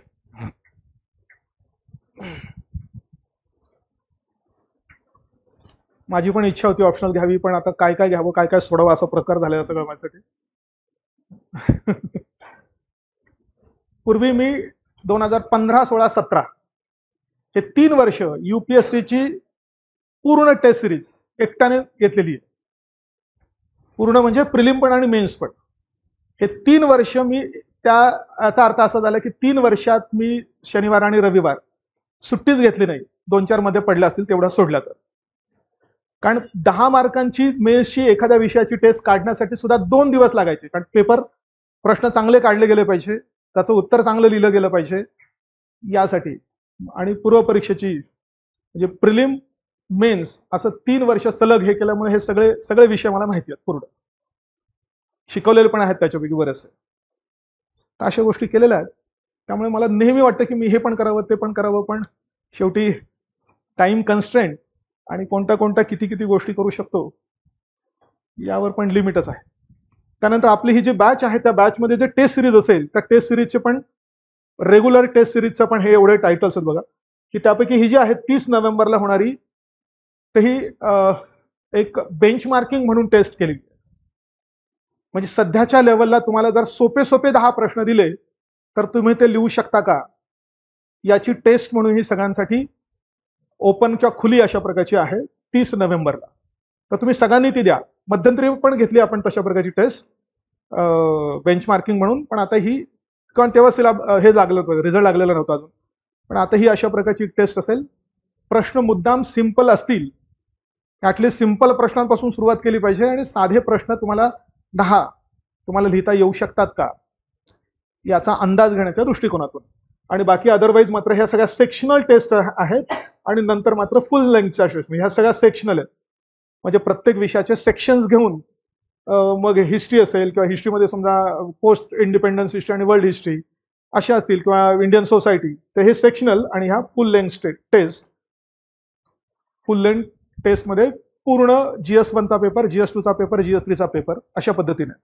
आणि असा उद्देश एक अजून असा मी ठरवलेला आहे की परीक्षेच्या आधी परीक्षा म्हणून बरोबर आयोगाच्या वेळेला सकाळी GS1, संध्याकाळी GS2, दुसऱ्या दिवशी GS3, GS4 असं 2दा करावं असं ठरवलेलं आहे. पण 2दा नाही झालं तर ॲटलिस्ट एकदा तर करायला पाहिजेच. मात्र ते म्हणजे ऍक्च्युअल परीक्षा जशा पद्धतीने ज्या क्रमाने तुम्ही देणार आहात त्याच क्रमाने ती टेस्ट जर झाली तर परीक्षेच्या आधी, परीक्षा जसं आता आपण केलं ना याला परीक्षेच्या आधी परीक्षेचा अनुभव म्हणून, तर तशा प्रकारची एक करण्याचा उद्देश आहे. वेळ जर जास्त असता तर अजून जास्त ऍक्टिव्हिटीज करता आल्या असतात आपल्याला, पण दिलेला जेवढा काही वेळ आहे त्याच्यात जेवढं काही जास्त बसू शकेल तर त्या पद्धतीने करण्याचा हा प्रयत्न असणार आहे. आणि जे 2026च्या परीक्षेला आहेत, तुमच्यापैकी बरेच आहेत, त्यांनी सुद्धा हा प्रोग्राम जर अशा पद्धतीने पुढच्या 3-1 महिन्यामध्ये जर पूर्ण केला तर मला निश्चित खात्री आहे की प्रिलिम झाल्यानंतर तुम्हाला जे फक्त 17 आठवडे उपलब्ध आहेत ते तुम्हाला बेस्ट पद्धतीने वापरता येऊ शकतील. नाही तर कायम डोक्यात शंका असते, होईल की नाही अभ्यास पूर्ण. आणि मी सुरुवातीला सांगितलं ते कुठेतरी लिहून ठेवा, it is not over till it is over. नाही तर आधीच लोक गलित गात्र म्हणतो ना आपण, नांगी टाकून देतात. कॉन्फिडन्स बाहेरून कळतच नाही कोणालाही. आपल्यालाच माहिती असतो, आपल्याला आपला स्वतःचा कॉन्फिडन्स आतून माहिती असतो, आणि आतून गेलेला कॉन्फिडन्स पण सहसा दुसऱ्याला कळत नाही बाहेरचा. ओव्हर कॉन्फिडन्स कळतो फक्त आपला बाहेरच्या लोकांना, लो कॉन्फिडन्स कळत नाही आणि आपण तो दाखवत पण नाही आणि बऱ्याचदा. पण आतल्या आत मात्र तो लो असा होत गेला की फक्त परीक्षा पेपर भरलेला म्हणजे फॉर्म भरलेला आहे, झालं होतं प्रिलिम पास म्हणून आता द्यायची आहे मला मुख्य परीक्षा, बघू पुढच्या वर्षी, असा प्रकार मुलांचा होतो बऱ्याचदा. मग काही वर्षांपूर्वी एका मुलीने एक कविता लिहिली होती, प्रिलिमच्या 1 महिना आधीची गोष्ट होती, तेव्हा प्रिलिमच्या परीक्षेच्या आधीची. त्यामध्ये तिने कविता देवाला उद्देशून लिहिलेली होती आणि त्याच्यात तिने लिहिलं होतं की देवा मला आता प्रिलिम पास करून टाक, मेन्स मी माझं बघून घेईल म्हणून. देव केव्हा गरजेचा ठरतो, अडचण असेल तर देव दिसतो. वेळ दिला तर मी माझं बघून घे, मला काही तुझं काही त्यावेळी गरज पडणार नाही, पण आत्ता मला वाचव. हा, मग मेन्स आल्यानंतर 1 महिना राहिल्यानंतर पुन्हा तीच परिस्थिती. आत्ता मला पास कर, पुढची प्रिलिम जरा ती माझी माझी बघून घे, असा प्रकार आहे.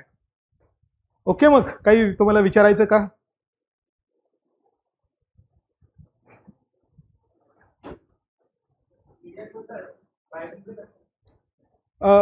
हो, बायलिंग्युअल असेल. क्वेश्चन्स ना, क्वेश्चन पेपर बायलिंग्युअल असेल. म्हणजे तुम्ही जे कोणी इंग्लिशमध्ये उत्तर लिहित असाल तर इंग्लिशमध्ये उत्तर लिहायला काही हरकत नाही. तुम्ही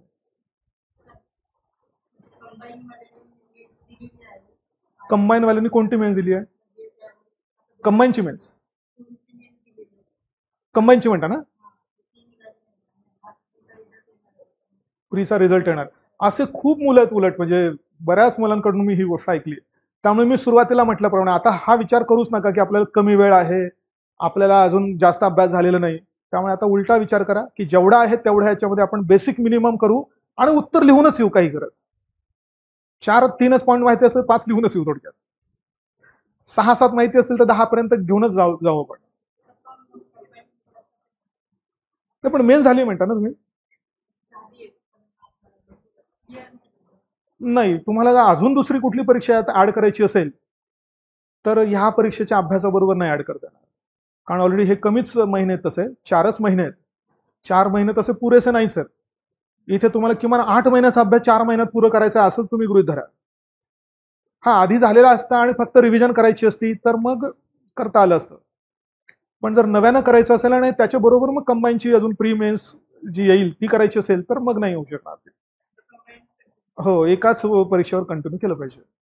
आणि त्यातही मग ज्या परीक्षेचा जास्त अभ्यास झालेला आहे आणि पास होण्याची शक्यता जिथे जास्त आहे त्याच्यावर कॉन्सन्ट्रेट केलेलं पाहिजे तुम्ही. सर, कट ऑफ मला असं वाटतं की मुलांच्या सगळा अंदाज घेतल्यानंतर सुरुवातीला पहिली माझी गट फिलिंग होती की मागच्या वर्षी जसा होता तसंच लागेल. पण मग नंतर भरपूर मुलांचं म्हणणं असं आहे की आम्हाला पेपर अवघड गेला, चांगल्या मुलांना अवघड गेला असं त्यांचं म्हणणं. अवघड गेला म्हणजे काही प्रश्नांच्या बाबतीत.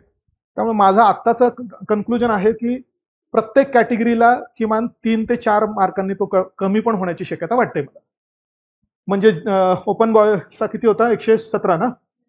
117 पेक्षा तुम्ही धरून चला 3 किंवा 4 मार्क कमी, म्हणजे 112-13 पर्यंत सुद्धा कट ऑफ ओपन बॉयचा होऊ शकतो. आणि त्यानुसार मग बाकीच्या कॅटेगरीनुसार 3 ते 4 मी सेफ म्हणतोय. कदाचित त्यापेक्षाही कमी पण झालं तर बेटरच आहे. पण अति कमी सांगून तुम्हाला उगीच काहीतरी भ्रम करणे हे काय माझं उद्दिष्ट नसतं कधीच. उलट मला तर जास्त सांगायला आवडतो. पण खूप जुन्या 1-2 चांगला अभ्यास असलेल्या मुलांचं पण म्हणणं की आम्हाला काही प्रश्न आमचे चुकलेत म्हणून. आणि मला वाटतं की मध्ये त्यांनी दोन प्रश्न चुकीचे पण दिलेले मला वाटतं ना, महिला बँकेचा आणि ते याचं आपलं GDIचं GII पाहिजे होतं ना तिथे. मला मी याच्यामध्ये पण सांगितलं होतं. त्याच्यामध्ये हे जे विधान आहे त्या विधानात जे डायमेन्शन सांगितलेले ते GDIचे नसून GIIचे विधान आहेत. आणि त्याने ते विधान करेक्ट दिलेलं आहे. 100% करेक्ट नाही आहे ते. कारण GDI साठी HDIचे जे डायमेन्शन्स आहेत तेच वापरलेले आहेत. GII जेंडर इनइक्वालिटी इंडेक्सचे निर्देशांक आणि ते डायमेन्शन्स मात्र वेगळे आहेत. श्रम बाजार, त्यानंतर काय सबलीकरण आणि आरोग्य, 3 आहेत ते वेगळे आहेत. त्यामुळे ते पण चेंज झाले पाहिजे. दोन्ही उत्तर चेंज झाले पाहिजे. चेंज होण्याची शक्यता आहेतच. हा, आणि दुसरं विधान करेक्ट मानलं पाहिजे. कारण त्यांनी काय केलेलं आहे, GIIला गृहीत धरून 2 विधानांचा प्रश्न तयार केला. फक्त पहिल्या विधानातल्या GIIच्या जागी चुकीचा करण्यासाठी ते GDI वापरला, असा अर्थ झाला. म्हणून दुसरं विधान करेक्ट आलं पाहिजे. कारण तिथे दुसऱ्या विधानात निर्देशांकाचा उल्लेख नाहीये, फक्त 4 गोष्टी आहेत असा उल्लेख केलेला आहे तिथे. त्या 4 गोष्टींचं एकत्रीकरण करून तो निर्देशांक येतो असं काहीतरी केलेलं आहे. त्यामुळे second statement should be considered as correct one, first one is incorrect. आणि तो जो आहे महिला आयोगाचा, त्याने 90 उत्तर दिलं ना काहीतरी. 90चा कायदा आणि 92ला स्थापना. आणि स्थापना विचारली म्हटल्यानंतर 92ची स्थापना म्हटली पाहिजे. त्यामुळे तेही चेंज होईल. त्यामुळे ज्यांचे ते 2 बरोबर असतील ते ऍडिशनल तुम्ही उत्तर धरू शकता. आणि जर तुम्हाला काठावर असेल तर मग आता कोणता अभ्यास करायचा हे तुम्हाला आता निश्चित ठरावं लागेल. तुमच्यासमोर 2 ऑप्शन्स आहेत अशा वेळी. एक तर कंबाईनची येणाऱ्या परीक्षा, प्रीमेन्स आणि राज्यसेवेची पुढची परीक्षा. पण राज्यसेवेच्या पुढच्या 26च्या परीक्षेचा वापर करायचा असेल, त्याच्यावर कॉन्सन्ट्रेट करायचं असेल तर हे आत्ता करणं गरजेचं आहे. कारण जरी राज्यसेवेची 26ची परीक्षा अजून तुम्हाला प्रिलिमसाठी 3-4 महिने आहेत, पण पुढे मेन्सला जर एवढे कमी महिने असतील, 17च आठवडे असतील, तर त्याचा किमान 50-60% सिलेबस तुमचा आत्ता फेब्रुवारीच्या आधी पूर्ण होणं अपेक्षित आहे. आणि ऑप्शनल पण करायचं आहे. ऑप्शनल पण मोठे मोठे ऑप्शनल्स आहेत. आता एमपीएससीचं हे सगळं जे काही आहे, सगळा पॅटर्न हा सगळा युपीएससी सारखा होत चाललाय. म्हणजे पॅटर्न म्हणजे कोणता म्हणतो मी? परीक्षेचा पॅटर्न नाही, किती केव्हा अभ्यास पूर्ण करायला लागतो याचा पॅटर्न म्हणतोय. म्हणून एक नेहमी आपण असं म्हणतो की युपीएससीच्या पूर्व परीक्षेचा अभ्यास सुरू करण्याच्या आधी मेन्सचा 60-70% सिलेबस विथ ऑप्शनल कंप्लीट झालेला पाहिजे असतो. मग तुम्ही पूर्व परीक्षेचा अभ्यास सुरू करता समजा डिसेंबरमध्ये किंवा जानेवारीमध्ये, तर त्याच्या आधी अशी गोष्ट आहे. तर सेम पॅटर्न आता एमपीएससीला पण लागू होईल. आणि त्यामुळे जरा थोडेसे मुले सगळे एक परीक्षा झाल्याशिवाय अजून तुमचा हा संभ्रम नष्ट नाही होणार. पण ह्या एका परीक्षेत ज्यांचा स्कोर येतोय त्यांनी हाच प्रयत्न करा. याच परीक्षेमध्ये आपल्याला काही करून आपल्याला इथून याच्यातून निसटायचंय अशा पद्धतीने थिंकिंग ठेवा. ज्यांचा 120 स्कोर आहे समजा फॉर एक्झाम्पल, कारण मला 130-35 वाले पण भेटलेत, ज्यांचा 120 आहे ते शुअर पास व्हायला हरकत नाही. ओपन व्हॉइस मध्ये म्हणतो, कॅटेगरीनुसार कमी जास्त.